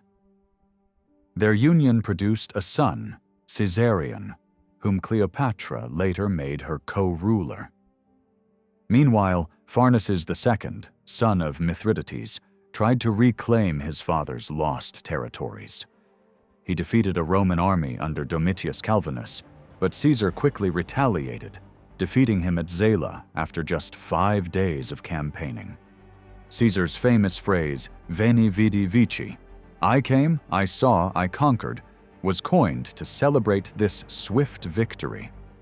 Caesar's assassination in 44 BC plunged the Roman world back into chaos. His killers, Brutus and Cassius, fled east to raise an army in Asia Minor. They demanded vast sums from the local cities, and when Xanthus in Lycia refused to pay, Brutus besieged it. Rather than surrender, the Xanthians set fire to their own city, choosing death over submission, just as their ancestors had centuries before. Brutus and Cassius were soon defeated by Mark Antony and Octavian and took their own lives. Mark Antony then took control of the eastern provinces and sought to strengthen his position through alliance with Cleopatra. Summoned to Tarsus in 41 BC, she captivated him completely. They became lovers and political partners, and Cleopatra bore him 3 children. In 34 BC, during a grand ceremony in Alexandria, Antony declared Cleopatra and her children rulers over vast territories, including Armenia, Syria, Phoenicia, Cilicia, Cyprus, and Crete. But his growing alliance with Egypt alarmed Rome. Octavian, Caesar's adopted heir, rallied the western provinces and declared war on Cleopatra in 32 BC. The final confrontation came at the naval battle of Actium in 31 BC, where Octavian's forces decisively defeated Antony and Cleopatra. The defeated lovers fled to Egypt, where both took their own lives the following year. With their deaths, the Ptolemaic dynasty came to an end, and Egypt was annexed by Rome, marking the dawn of the Roman Empire. The Hellenistic kingdoms of Asia Minor, once proud heirs to Alexander's legacy, had now all fallen under Roman control. The age of independent Greek monarchies was over, and a new world order centered on Rome had begun. Octavian's victory at Actium made him the undisputed master of the Roman world, marking the final end of the Hellenistic era. A few years later, on the 16th of January 27 BC, the Senate granted him the title Augustus, beginning the imperial age of Rome. From that moment on, the Greek cities of Asia Minor came under Roman rule once again, entering a new chapter in their long history of shifting masters. Throughout the Hellenistic centuries, many cities in Asia Minor had been destroyed by wars or natural disasters, but the successors of Alexander, known as the Diadochi and their descendants, the Epigoni, rebuilt and refounded them. Often, these restorations took place on new sites, under new names, and according to modern urban designs. Among these rulers, Seleucus I Nicator stood out as the greatest city founder of them all. According to ancient records, he established numerous cities across his empire, naming many of them in honor of his family. 16 called Antioch for his father, several Laodicea for his mother, and others named after himself and his wives. Some cities carried Greek or Macedonian names to celebrate his achievements or to honor Alexander the Great. His policy spread Hellenistic culture deep into the lands of Syria and beyond. One of Seleucus's most celebrated foundations was Antioch on the Orontes, founded around 300 BC after his victory at Ipsus. It became the capital of his vast realm and one of the great cities of the ancient world. He also built Apamea nearby and established Seleucia at the mouth of the river to serve as Antioch's port. In Cilicia, he created another city, Seleucia ad Calicadnus, settling its population with people from the surrounding countryside. In the nearby highlands, he began construction of the grand temple of Zeus Olbios, one of the earliest Corinthian temples in Asia Minor. Seleucus I also initiated the rebuilding of the great temple of Apollo at Didyma, which had been destroyed by Xerxes during the Persian Wars. His plan was to create an even greater sanctuary than before, and although construction continued for centuries, the temple was never completely finished. It became one of the largest temples of the ancient Greek world, rivaled only by those at Ephesus and Samos. He may also have started the reconstruction of the temple of Artemis at Sardis, which, like Didyma, was left incomplete at his death in 281 BC. Later, Hellenistic and Roman emperors would continue the work, and when it was finally dedicated in 141 AD, it still stood unfinished but magnificent. Other successors contributed to rebuilding and urban renewal. After Alexander's victory at the Granicus, the city of Ilion, ancient Troy, was restored, a project continued by Lysimachus. He also refounded several cities, including Ephesus and Smyrna, both transformed into splendid Hellenistic metropolises. Smyrna was rebuilt on the slopes of Mount Pagos, inspired by the vision Alexander had once dreamed of, while Ephesus was moved closer to the coast to restore its lost harbor and enclosed with massive new defensive walls. Lysimachus also repopulated these cities with citizens drawn from nearby towns like Lepidus and Colophon, which he then destroyed. Antigonus Monophthalmus, another of Alexander's successors, founded cities such as Antigonia in the Troad and Antigonea on Lake Ascania in Bithynia. When Lysimachus later seized control, he renamed the latter Nicaea in memory of his wife, and the city eventually became the capital of Bithynia. Further south, the ruler Nicomedes I founded Nicomedia, which replaced Nicaea as the royal seat. Later, King Prusias I built Prusias ad Olympum beneath Mount Olympus, possibly under the supervision of the exiled Carthaginian general Hannibal, who lived in Bithynia until his death. In Western Asia Minor, new foundations flourished as well. Antiochus II established Laodicea on the Lycus in honor of his wife Laodice, while his son, Antiochus III, rebuilt Sardis after its destruction, even settling Babylonian Jews there and in neighboring towns like Laodicea and Tyre. These settlers became vital contributors to the region's trade and economy and continued to live in the area for centuries. Pergamene rulers also left their mark on the landscape. Attalus II Philadelphus founded Philadelphia in Caria, and around 158 BC established Attaleia, modern Antalya, giving his kingdom access to the Mediterranean Sea. Other Seleucid rulers, such as Seleucus II and his successors, adorned Stratonicaea in Caria with impressive public buildings, making it a model of Hellenistic grandeur. The architecture of these cities reflected the rational beauty of the Greek mind. Most were laid out according to the Hippodamian plan, first designed by Hippodamus of Miletus. Streets followed a precise rectangular grid aligned with the cardinal directions, and public buildings such as temples, theaters, and agoras stood at the city's center.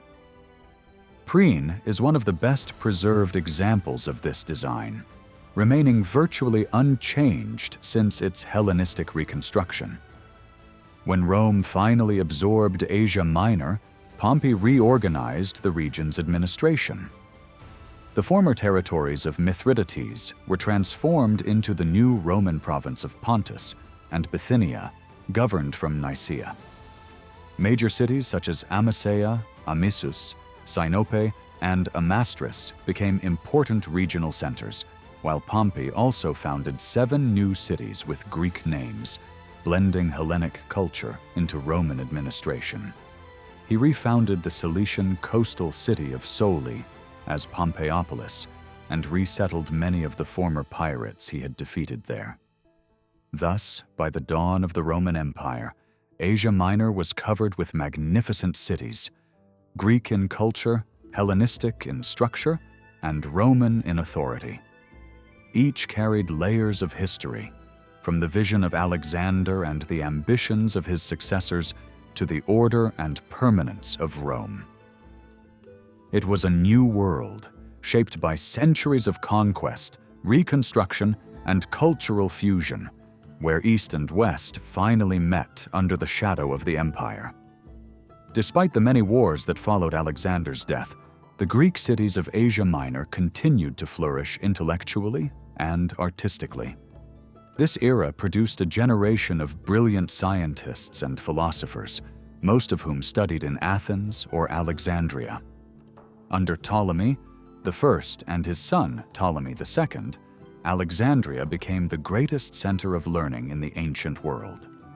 The museum and library of Alexandria, modeled after Plato's Academy and Aristotle's Lyceum, turned Egypt into the heart of Hellenistic scholarship. One of the earliest scholars of this period was Heraclitus Ponticus from Heraclea Pontica on the Black Sea.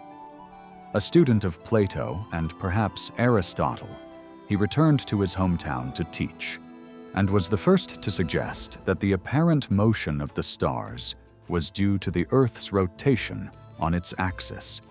The physician Herophilus of Chalcedon studied in Alexandria, where he founded a medical school that thrived for centuries, while in Cnidus, Ctesias had already established a long-lasting medical tradition. Another great thinker, Strato of Lampsacus, led Aristotle's Lyceum and later directed the Museum of Alexandria. His lost works indicate that he studied the motion of falling bodies centuries before Galileo. From the Aeolian city of Pitane came Autolycus, an astronomer and mathematician whose writings on spherical astronomy are the oldest Greek mathematical works to survive complete. Another Pitanian, Arcesilaus, studied under Autolycus and later became head of Plato's Academy in Athens, remembered for his practice of debating both sides of any issue.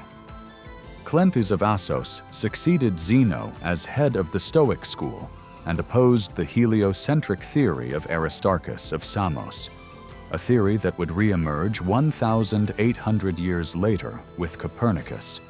The city of Soli in Cilicia produced both the poet and astronomer Aratus and the philosopher Chrysippus. Aratus's Phenomena, a poem about astronomy and weather, preserved the Greek constellation names, while Chrysippus codified Stoic philosophy so profoundly that it was said, "Without Chrysippus, there is no Stoa." Pergamon, meanwhile, rose as a beacon of Hellenism under the Attalids. Its library rivaled that of Alexandria, and its school of sculpture, symbolized by the great altar of Zeus, celebrated Greek victories over barbarism. Among the era's leading mathematicians was Apollonius of Perge, who studied in Alexandria and was honored in Pergamon. His onconics defined the ellipse, parabola, and hyperbola, and his models for planetary motion would dominate astronomy for nearly 2 millennia.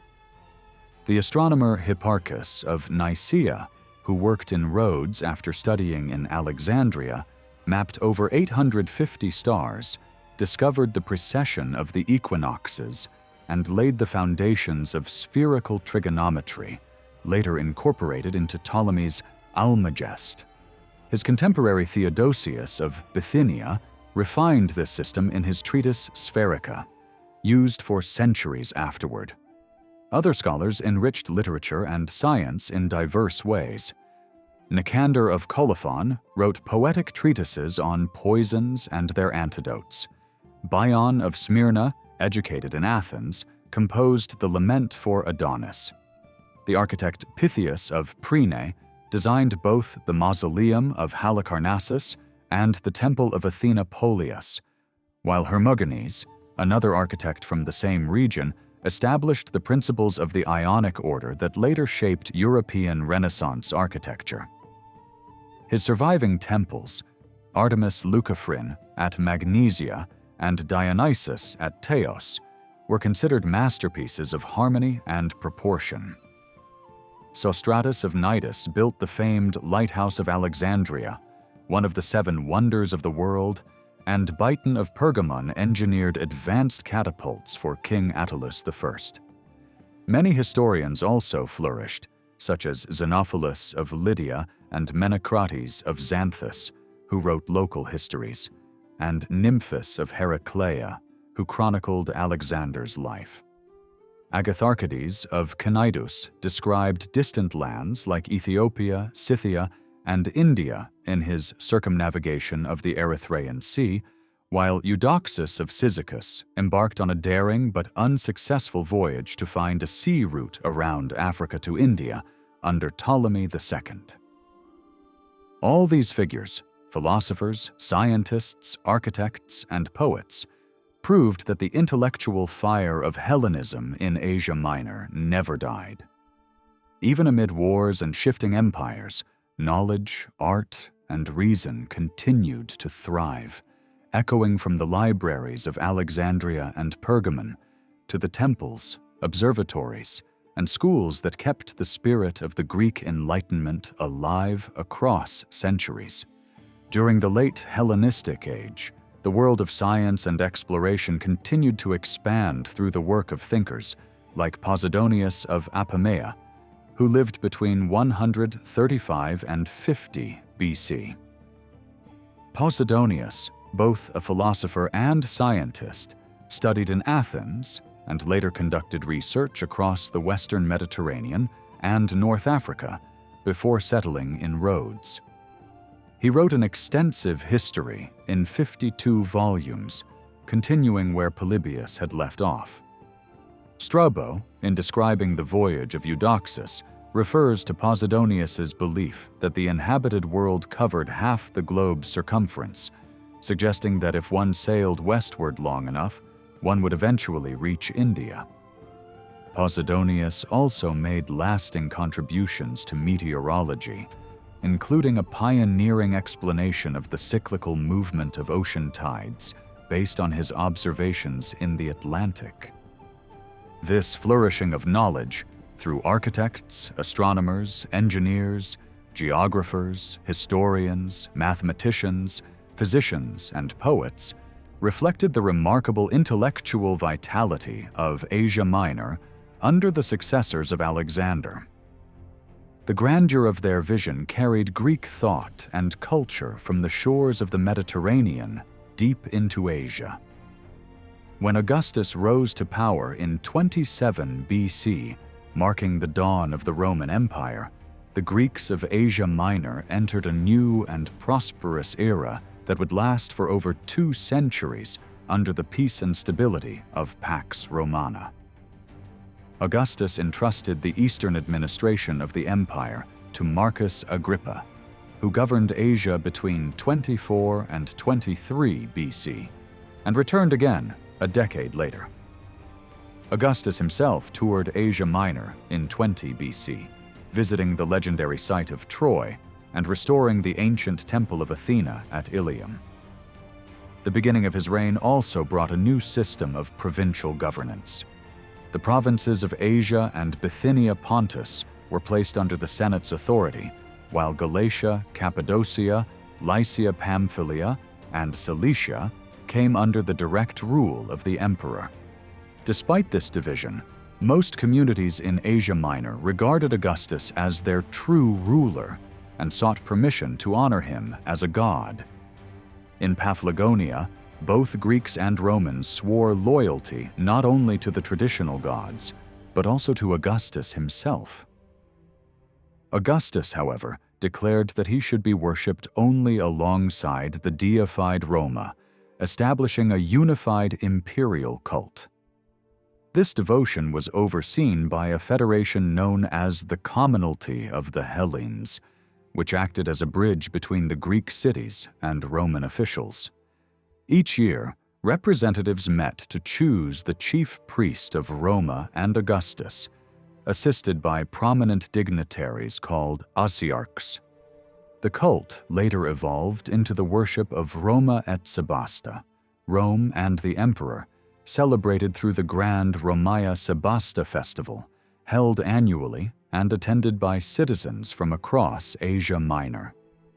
Major temples dedicated to Roma and Augustus were erected in Pergamum, Nicomedia, and Ancyra. At Pergamum, 40 singers known as hymnodists of the deified Augustus and Roma performed hymns on the emperor's birthday, and their descendants continued this tradition well into the 2nd century AD. Under Augustus, Galatia became an official Roman province after the death of its last king, Amyntas. His domain, which had included parts of Phrygia, Lycaonia, Pisidia, and Pamphylia, was incorporated into the empire with Ancyra as its capital. The Gallic tribes, the Tolistobogi, Tectosages, and Trochmi, remained a distinct minority, while the native Phrygians and Cappadocians formed the majority of the population. Over the centuries, the Celts of Asia Minor gradually adopted Greek language and culture, completing their Hellenization by the 5th century AD. Elsewhere, the Lycians preserved their autonomy within the Lycian League, an ancient federation that continued to operate under Roman rule. In Cappadocia, King Archelaus was recognized by Augustus as a loyal ally and rewarded with additional lands. He renamed his capital Mazaca as Caesarea in honor of the emperor. Through his marriage to Queen Pythodoris, widow of the Pontic ruler Polemon I, Archelaus united nearly all of Asia Minor under his and her joint authority, ruling from the Black Sea to the Mediterranean. However, after being accused of treason, he was summoned to Rome by Tiberius and died there in AD 15. Cappadocia was soon annexed as a Roman province, while Pythodoris continued to rule Pontus until her death. Her grandson, Polemon II, briefly ruled before Rome absorbed his territory, ending the history of the Pontic kingdom. Commagene, on the southeastern frontier, remained the last semi-independent Hellenized state under Rome. Its final ruler, Antiochus III, died in AD 72 during the reign of Vespasian, after which his kingdom became part of the province of Syria. Under Roman peace, the great cities of Asia Minor, Smyrna, Ephesus, and Pergamum, entered a golden age of prosperity.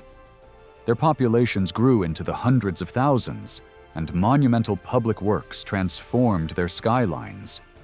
Hellenistic architecture gave way to grand Roman temples, theaters, baths, aqueducts, libraries, and stadiums. Cities competed fiercely for imperial favor and honorary titles such as Metropolis, Chief City, or Neokoros, Temple Warden, boasting inscriptions that proclaimed them First and Greatest Metropolis of Asia, or 4 times Guardian of the Emperor's Temples. Emperors often rewarded their loyalty. Tiberius earned the gratitude of Asia's cities for his fairness, and in AD 26, After a formal debate among 11 candidates, the Senate granted Smyrna the honor of building a temple in his name. Under Domitian, despite his reputation for tyranny, the provinces enjoyed stable administration. When he was assassinated in AD 96, his massive statue at Ephesus was torn down and his name erased. Under Trajan, the empire reached new heights of prosperity.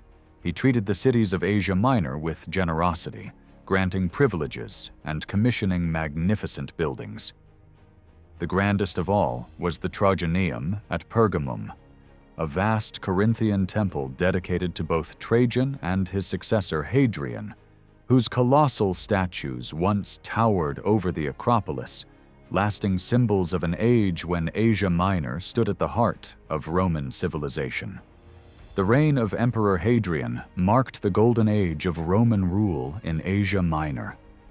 He personally toured the region on 2 grand imperial journeys, the first between 123 and 124 AD, and the second between 129 and 131 AD, showing unprecedented interest in the welfare of its cities. According to the historian Dio Cassius, Hadrian aided the cities, both allied and subject, with the greatest generosity, providing them with aqueducts, harbors, food supplies, and public monuments. No emperor before him had visited or supported so many communities. Hadrian's generosity transformed Asia Minor's landscape. At Cyzicus, he sponsored the construction of a colossal temple dedicated to himself, later known as one of the largest and most magnificent temples in the ancient world, and even listed by some among the 7 wonders. In Smyrna, he built a vast grain market, a grand gymnasium said to be the largest in Asia, and a temple where he was worshipped as Olympian Zeus and savior of the human race. Ephesus honored him with 2 temples, one a monumental sanctuary dedicated to him as Olympian Zeus, and the other a smaller yet exquisitely designed temple that remains one of the jewels of the city's ruins today. Throughout Asia Minor, countless structures either funded by Hadrian or erected in his honor testified to his benevolent rule and the peace his reign brought.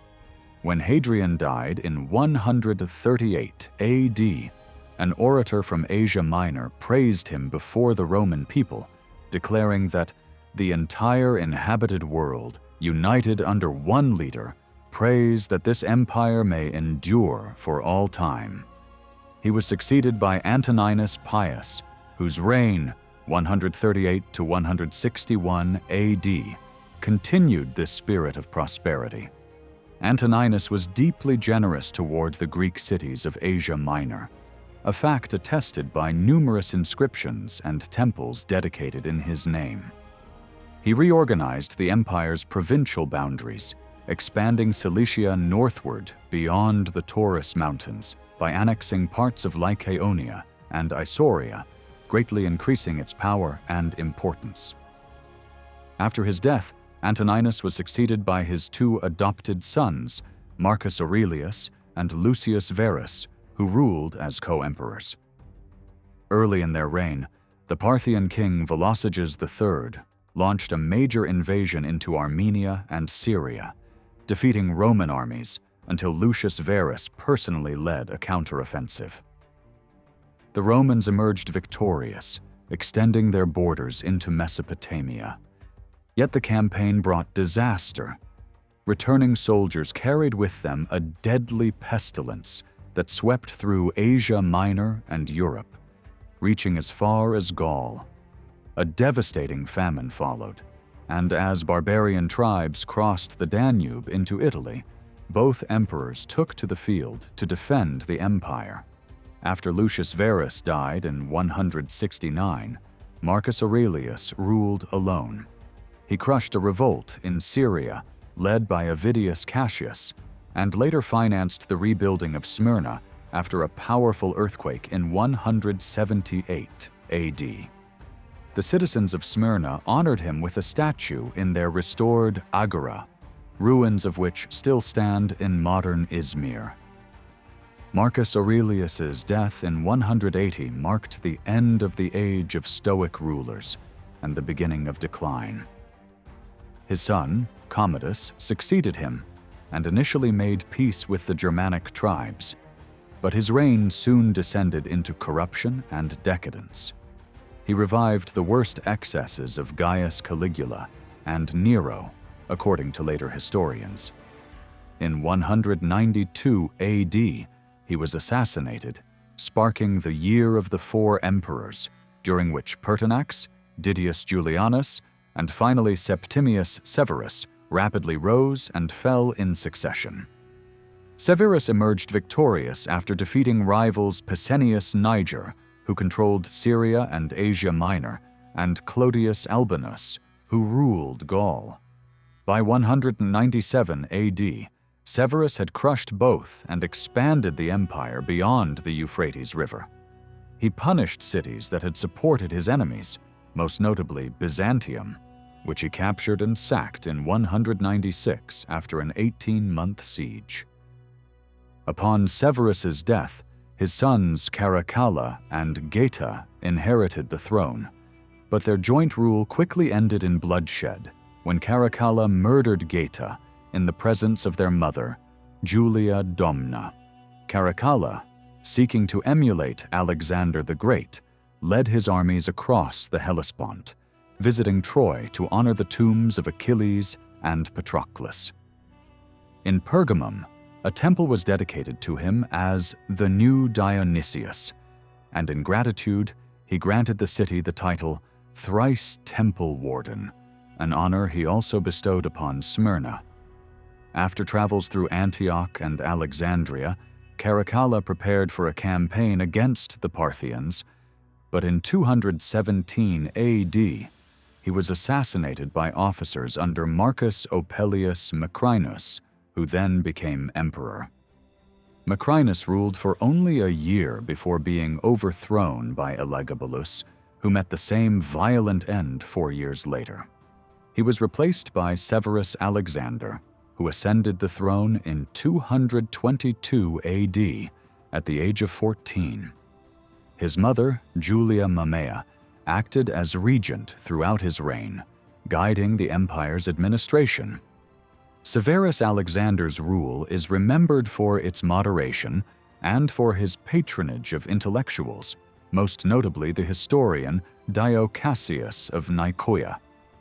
Dio, who served twice as consul under the Severan emperors, wrote an extensive history of Rome up to the year 229 AD, focusing on political and military affairs. Dio Cassius lamented that the death of Marcus Aurelius marked the end of a reign of gold and the beginning of an age of iron and rust. His words proved prophetic. Over the next 50 years, the empire fell into chaos as more than 20 emperors rose and fell, many through assassination, others in battle. As frontiers collapsed in both Europe and the East, Asia Minor suffered invasions by the Goths, the Persian king Shapur I, and Queen Zenobia of Palmyra.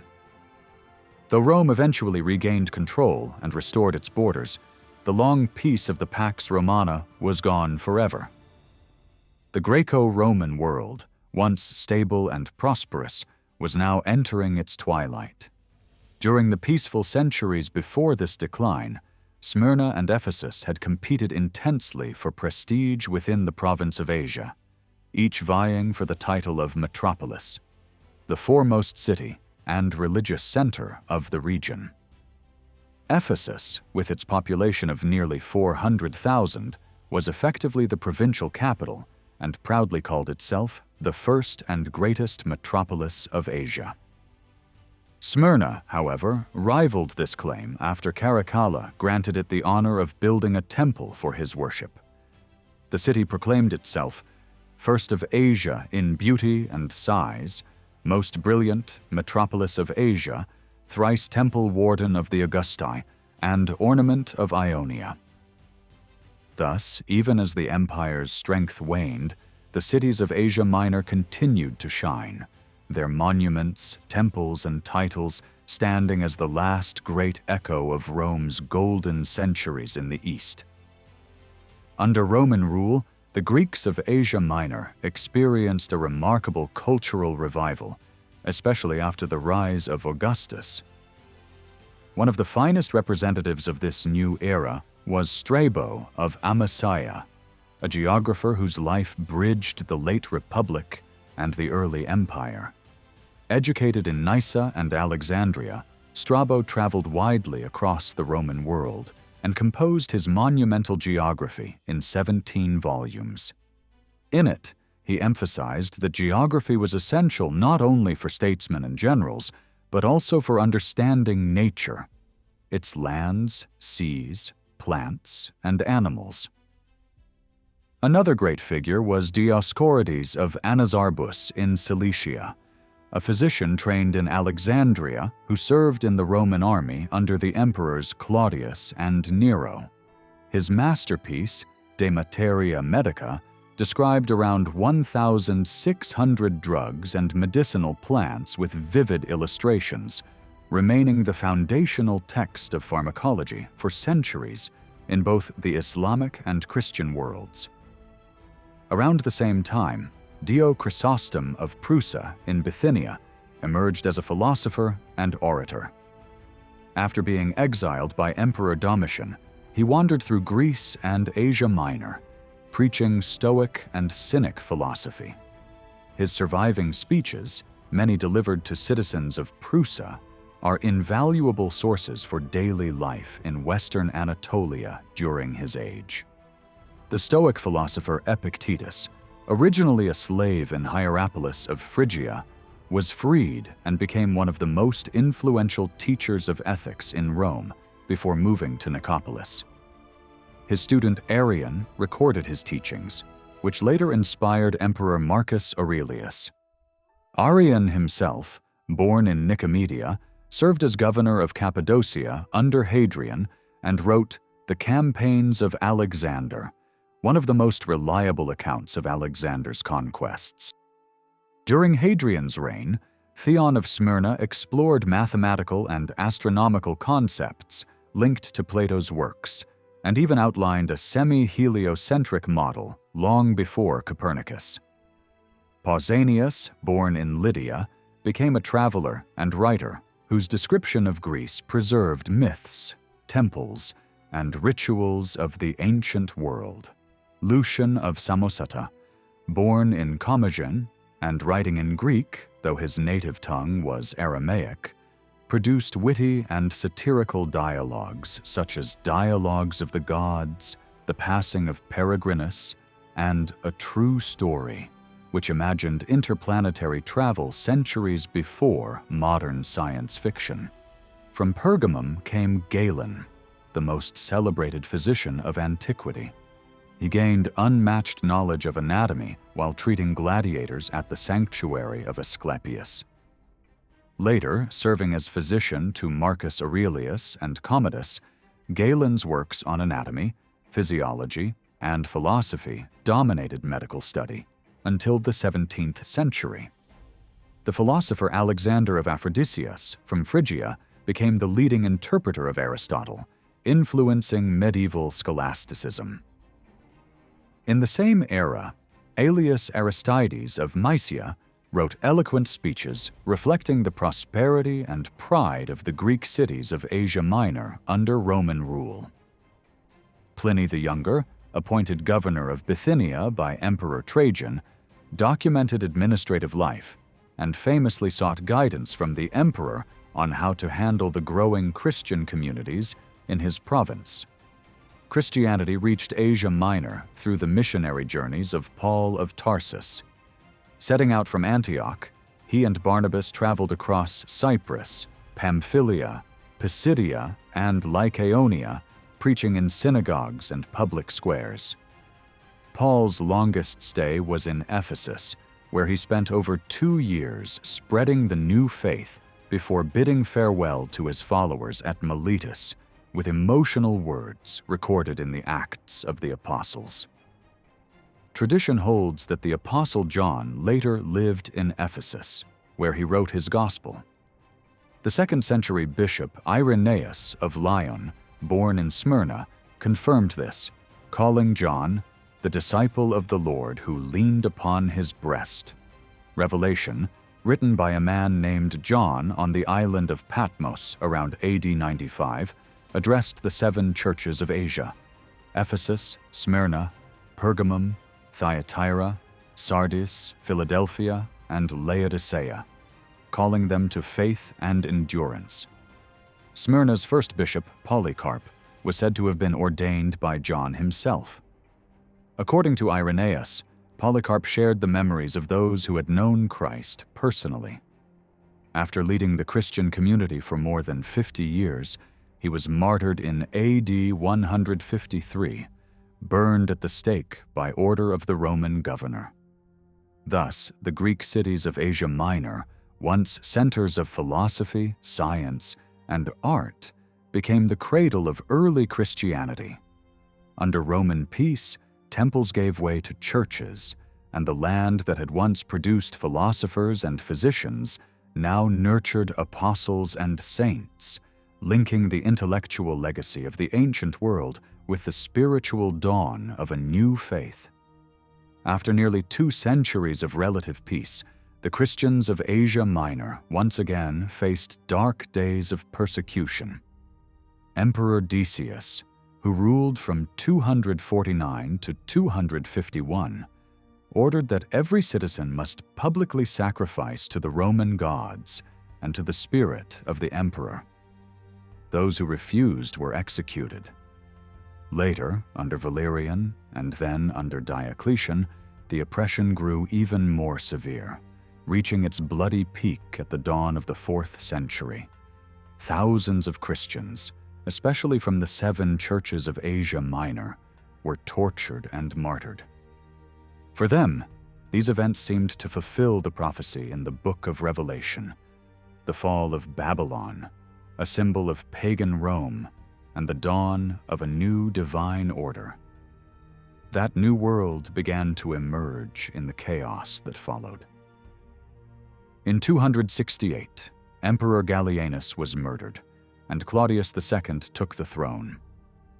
The next year, vast fleets of Gothic invaders sailed across the Black Sea and attacked Byzantium, Greece, and the Balkans. Claudius crushed them near Nice, earning the title Gothicus, but soon after, he fell to plague. The empire plunged once again into turmoil, seeing a rapid succession of emperors until a strong hand finally restored order. Diocletian, a seasoned general of Illyrian and possibly Greek origin.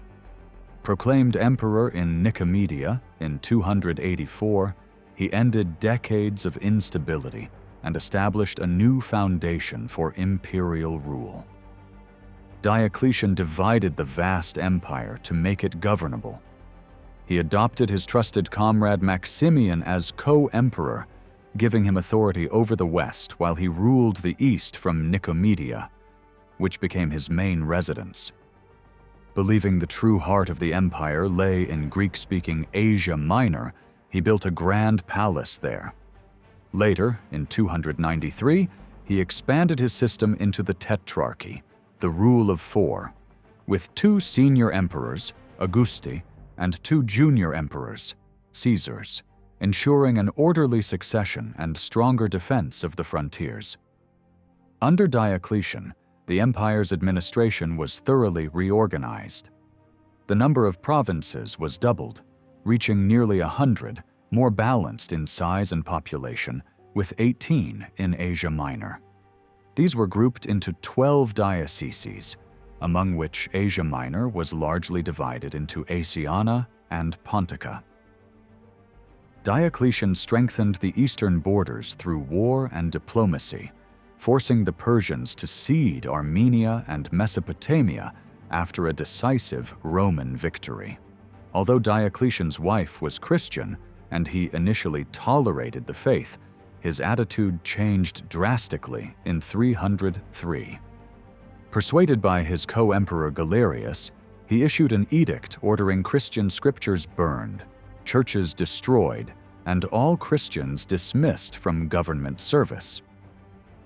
When a fire broke out in his palace at Nicomedia, the Christians were blamed. The result was the Great Persecution, the most violent in Roman history. Churches were razed, clergy were executed, and hundreds were martyred, including the Bishop of Nicomedia. The persecution lasted until 311, when Galerius, dying and remorseful, finally revoked the edicts and granted Christians the right to worship freely. By then, Diocletian had already retired, ending the First Tetrarchy. The empire, however, soon fell into chaos once more. Rival emperors fought for power: Constantius, Galerius, Maximinus, Licinius, and Maxentius, until a young leader named Constantine rose to prominence. In 312, Constantine defeated Maxentius at the famous Battle of the Milvian Bridge near Rome, reportedly marching under a new symbol, the sign of Christ, which he believed had granted him victory. Declared Augustus of the West, he allied with Licinius in the East. Together they issued the Edict of Milan in 313, a decree that granted full religious freedom throughout the empire and restored all Christian property seized during the persecutions. But harmony between the two rulers did not last. Within a few years, Constantine and Licinius turned on each other in a struggle for supremacy. Their final confrontation came in 324, when Constantine triumphed in two decisive battles, first at Adrianople and then across the Bosphorus at Chrysopolis. Licinius fled but was soon captured and executed, leaving Constantine as sole ruler of the entire Roman world. Now master of both East and West, Constantine sought a new capital for his empire, a city to rival Rome itself.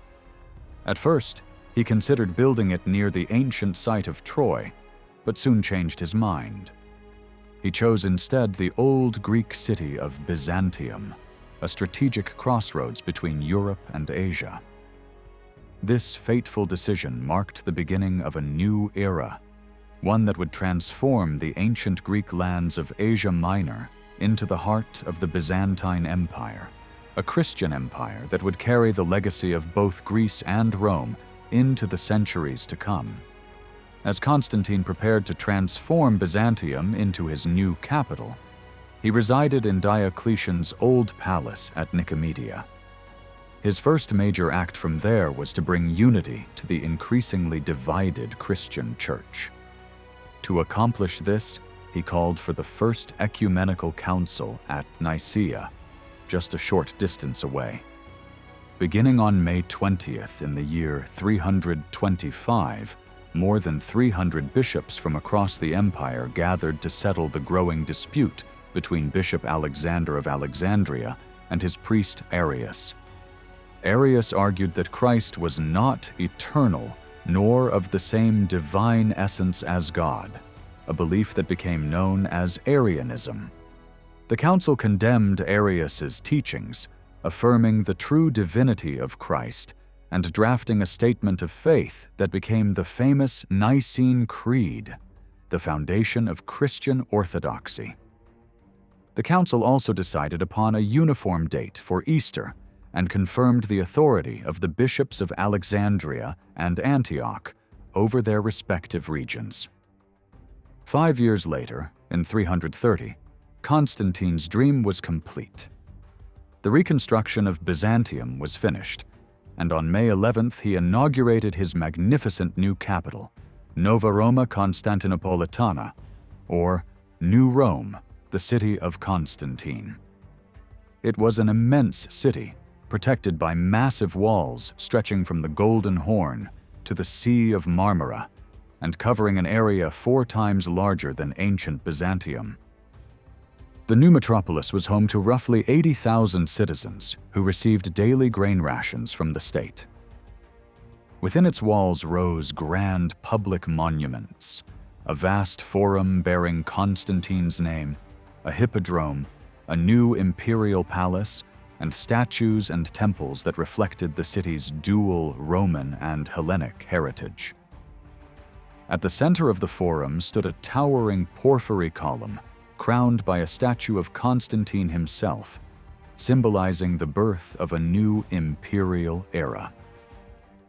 Constantine was credited by later Byzantine historians with founding or rebuilding many of the great churches of his new capital, among them Hagia Sophia, Hagia Irene, and the Church of the Holy Apostles.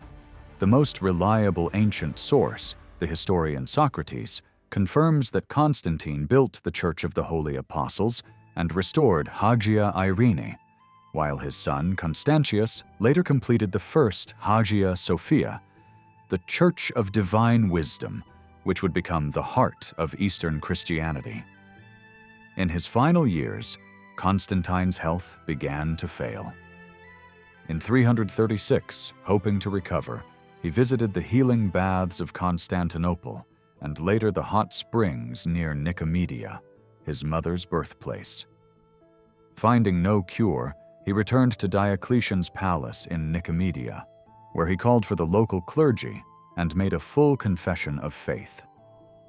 There, he was baptized by Bishop Eusebius of Nicomedia, the moment marking his complete acceptance of Christianity. As described by Eusebius of Caesarea, Constantine exclaimed after his baptism, "Now I know that I am truly blessed, for I am a partaker of divine light." A few days later, on May 22, 337, the emperor died. His body was embalmed and brought to Constantinople, where it lay in state for 3 months before being buried in the Church of the Holy Apostles, the imperial mausoleum he had built for himself. After his death, uncertainty over the succession led to chaos. Constantine had planned to divide the empire among his 3 sons, Constantine, Constantius, and Constans. But before their rule was confirmed, soldiers in Constantinople massacred several members of the imperial family. Only 2 young cousins, Gallus and Julian, were spared because of their youth. The 3 surviving sons divided the empire. Constantius governed the east from Constantinople, while his brothers ruled the west. Inevitably, rivalry erupted, and by 353 Constantius II emerged as sole emperor of the Roman world. Constantius carried forward his father's Christian policies. In 356, he outlawed pagan worship and closed the temples of the old gods. He also completed the majestic Hagia Sophia, making it the great cathedral of the Christian East.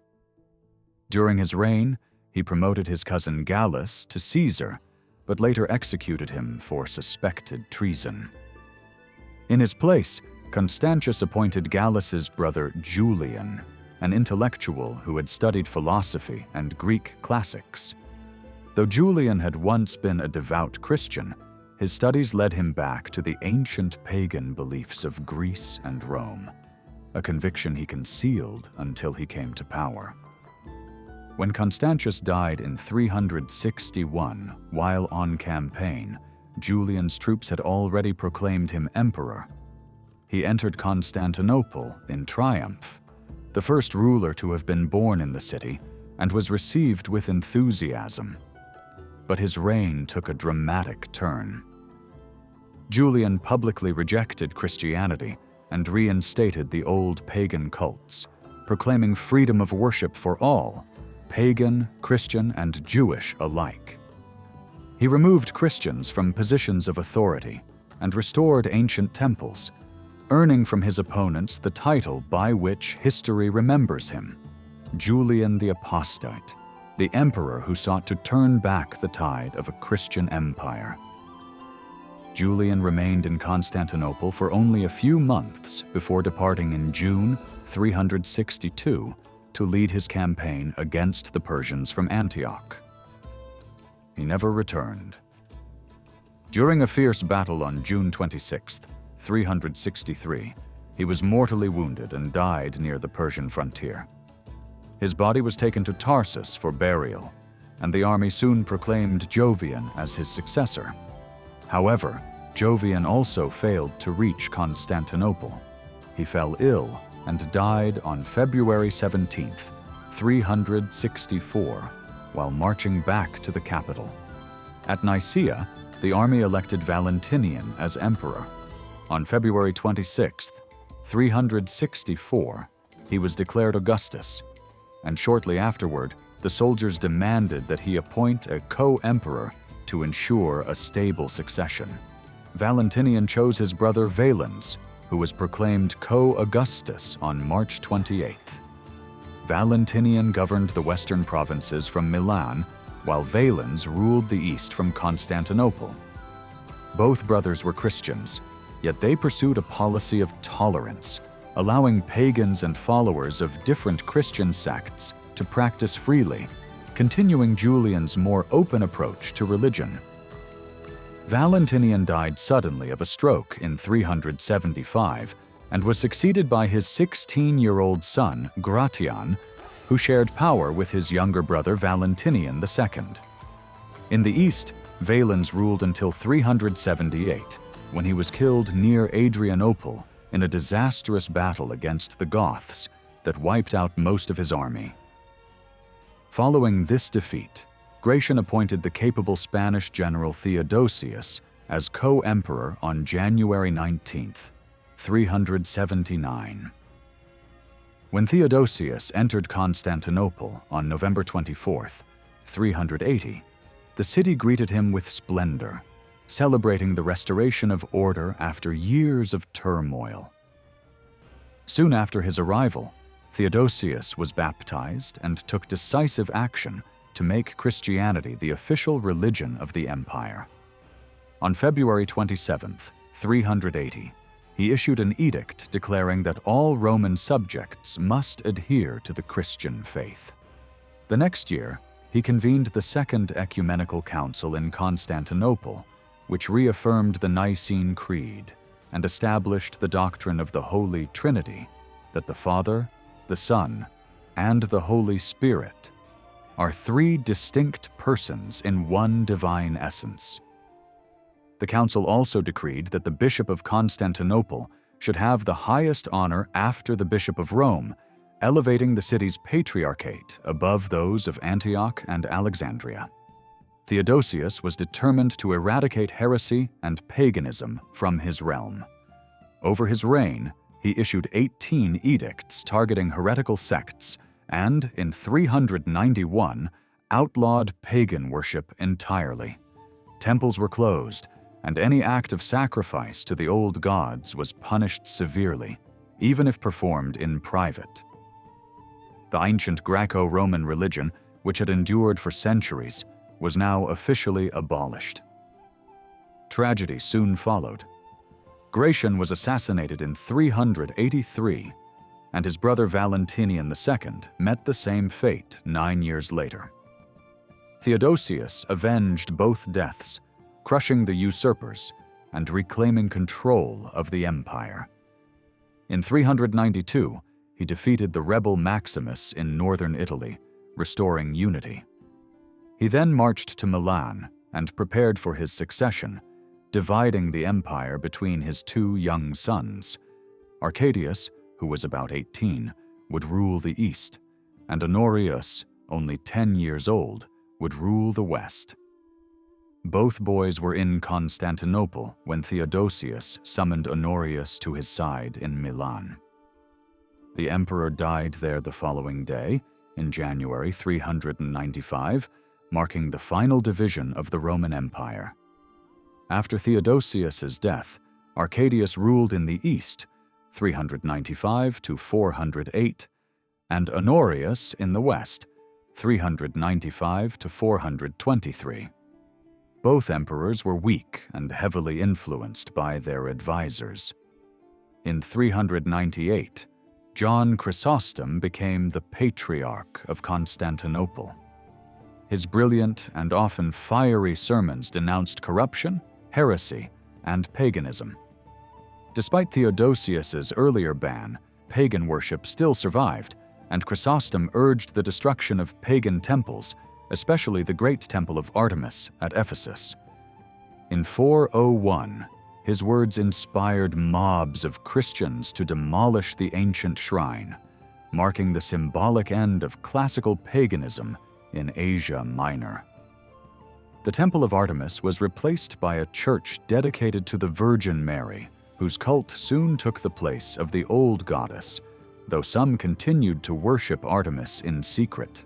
Chrysostom also spoke out against the extravagance of the imperial court, comparing Empress Eudoxia to the biblical Jezebel. Offended by his words, the empress convinced Emperor Arcadius to exile him. Public outrage forced his temporary recall, but his continued criticism led to his final banishment on June 20th. The people rioted, storming the Great Palace, and in the chaos, the Hagia Sophia and the Senate House were burned down. Arcadius died the next year, leaving the throne to his 7-year-old son Theodosius II. The empire was governed by Anthemius, the prefect of the East, who acted as regent until his death in 414. After him, power passed to Theodosius's sister, Pulcheria, who was proclaimed Augusta and ruled as regent even after her brother reached adulthood, effectively controlling the empire for years.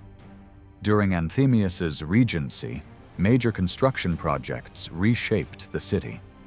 The Hagia Sophia was rebuilt and consecrated in 415, and the following year, a vast new circuit of defensive walls was completed outside the old Constantinian fortifications.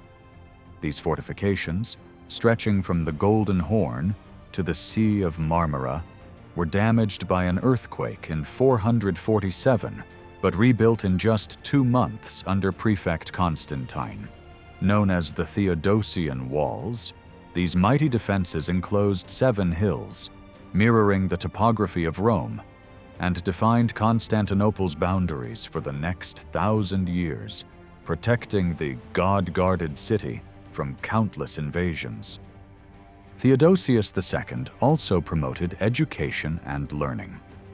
On February 27, 425, he founded the University of Constantinople, establishing 31 professorships, 15 in Greek, 13 in Latin, 2 in law, and 1 in philosophy. The greater number of Greek chairs reflected the growing cultural shift within the empire.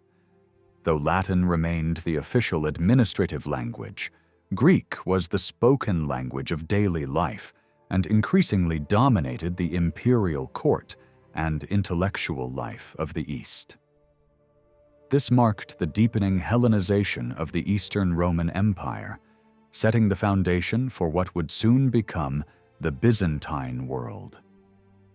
Emperor Theodosius II sought to bring order and unity to the vast Roman legal system.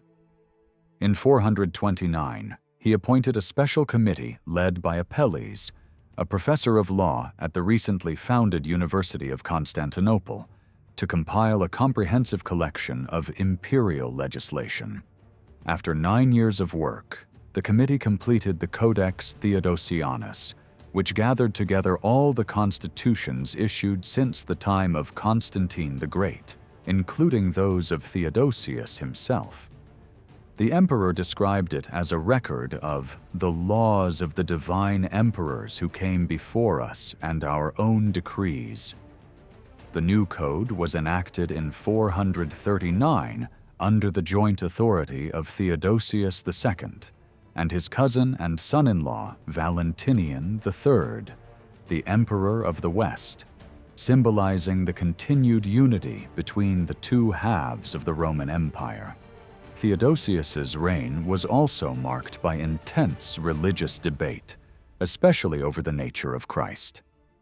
Nestorius, the Patriarch of Constantinople, taught that Christ had 2 separate natures, one divine and one human, coexisting in a single person. He also rejected the title Mother of God for the Virgin Mary, claiming that Mary was human and therefore could not have given birth to God himself. This doctrine, known as Nestorianism, was condemned as heresy at the Third Ecumenical Council, held in Ephesus on June 7, 431. The council deposed Nestorius, and Theodosius exiled him to Egypt, reaffirming the Orthodox belief that Christ's divine and human natures were inseparably united. At the same time, the army of Theodosius II relied heavily on Gothic and Alan mercenaries, many of whom followed the Arian faith. The empire's most powerful general, Aspar the Alan, rose to become the Magister Militum, or commander-in-chief, of the Eastern Roman army. He suppressed revolts in Italy, fought the Vandals by sea, and campaigned against Attila the Hun. Aspar's influence extended into the imperial court, where he became an ally of the emperor's sister, Pulcheria. Together, they effectively controlled the politics of Constantinople during the final years of Theodosius's reign. When Theodosius II died suddenly on July 28, 450, without an heir, the Senate offered the throne to Aspar. However, he declined and instead promoted his trusted officer, the Thracian general Marcian. Marcian became emperor through a ceremonial marriage to Pulcheria, ensuring legitimacy and continuity. In 451, the new emperor convened the Fourth Ecumenical Council in Chalcedon, across the Bosphorus from Constantinople. The council produced what became known as the definition of Chalcedon, declaring that Christ was one person with two complete natures, divine and human, united without confusion. Those who rejected this belief were labeled monophysites, meaning believers in one nature, and they went on to form their own independent churches, notably the Armenians, the Copts of Egypt, and the Jacobites of Syria and Mesopotamia. Pulcheria died in July 453 and was buried beside her brother Theodosius II in the Church of the Holy Apostles. 2 years later, in the Western Empire, Emperor Valentinian III was assassinated in Rome, leaving no male heir and bringing an end to the dynasty founded by Theodosius I.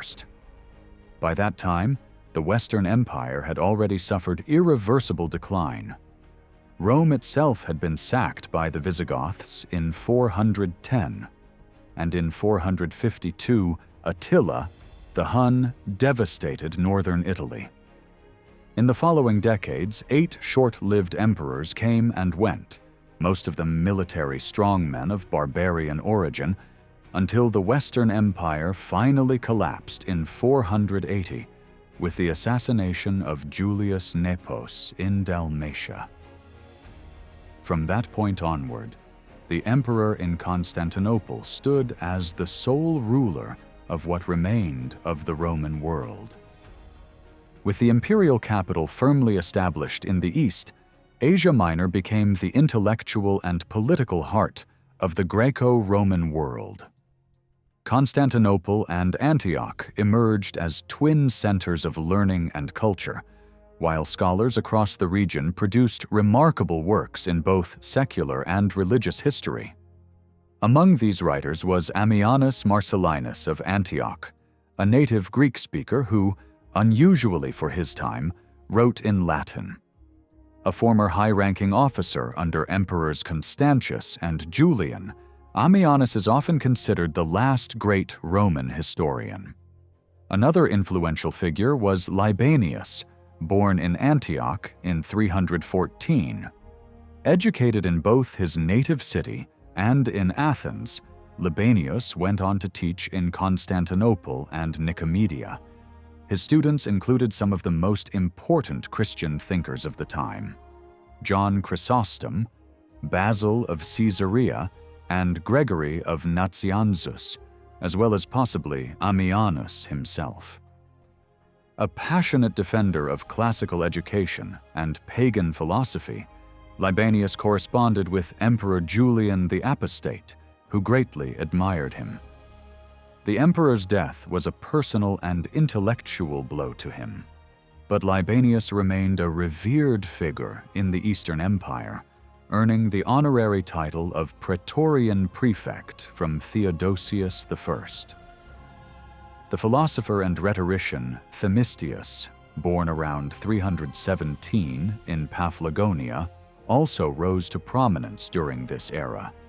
Educated in Constantinople, he opened a philosophical school around 345 and became renowned for his eloquence and moderation.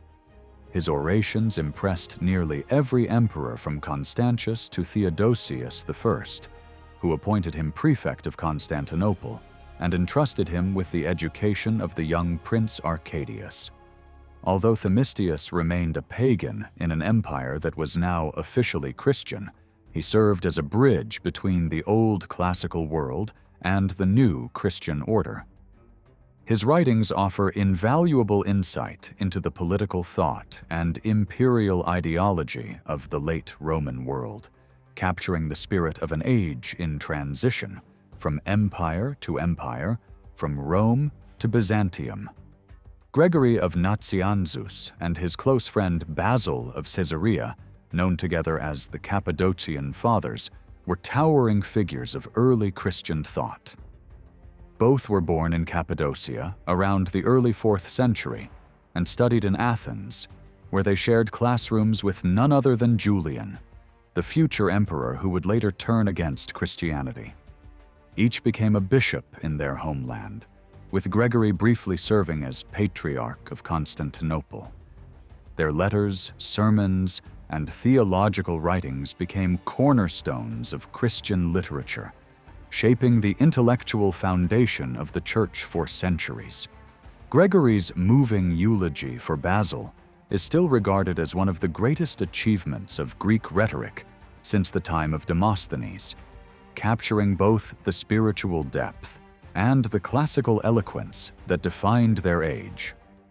During the reign of the Theodosian dynasty, 3 major Christian historians, Socrates Scholasticus, Sozomen, and Theodoret, chronicled the growth of the Church between 439 and 450. Their works sought to record the unfolding of divine providence in history, marking the triumph of Christianity within the Roman Empire. Yet, just a few decades later, a very different perspective appeared in the writings of the pagan historian Zosimus, whose new history was a defense of the old religion and a lament for Rome's decline. Drawing heavily on earlier lost works, especially that of Eunapius, Zosimus presented a world in which the abandonment of the ancient gods had doomed the empire. His narrative stood in sharp contrast to that of the Christian historians. Where Socrates described Emperor Julian's death as beneficial to Christianity, Ammianus Marcellinus, a pagan contemporary, praised Julian as a man of heroic spirit, distinguished for his noble deeds and natural majesty. Julian himself was an eloquent and prolific writer, producing speeches, letters, and philosophical satires that reflected both his intellect and his defiance of Christian orthodoxy. Among these, his most famous work, Misopogon, the Beard Hater, was written in response to the citizens of Antioch, who mocked his long philosopher's beard. In it, Julian humorously compares himself to goats and lions, declaring, "I have grown my beard like the beasts who are kings among animals, and yet you mock me for what is a symbol of wisdom." Despite his sharp wit, Misopogon also reveals Julian's deep disappointment with a people who no longer shared his vision of restoring the classical gods. During his short reign, Julian devoted himself to reviving the pagan world that Christianity had suppressed. He reopened sanctuaries, restored the oracles, and even attempted to rebuild the great Jewish temple in Jerusalem. In Daphne, near Antioch, He revived the sacred spring of Apollo, hoping to rekindle the spirit of prophecy. But his sudden death ended these plans, and the ancient world's sacred sites soon fell silent forever. Within the following century, nearly every pagan temple in the empire had been closed or destroyed, from the grand sanctuary of Artemis at Ephesus to the once revered oracles of Apollo at Delphi and Didyma. The story of this passing age was poetically captured in a lament said to have been the final prophecy of the Delphic oracle, spoken to Julian himself. "Tell the king, the fair-built hall has fallen. The spring that once spoke is quenched and silent. The laurel of the prophet no longer blooms. The god has departed, and his house is no more." With those words, the ancient voices of Greece and Rome were stilled. The temples turned to dust, the oracles went silent, and the goddess Artemis of Ephesus, once worshipped as the Great Mother, was laid to rest beneath the soil of Ionia. 15 centuries later, her buried statues would be unearthed by archaeologists, silent witnesses to the end of one world and the dawn of another.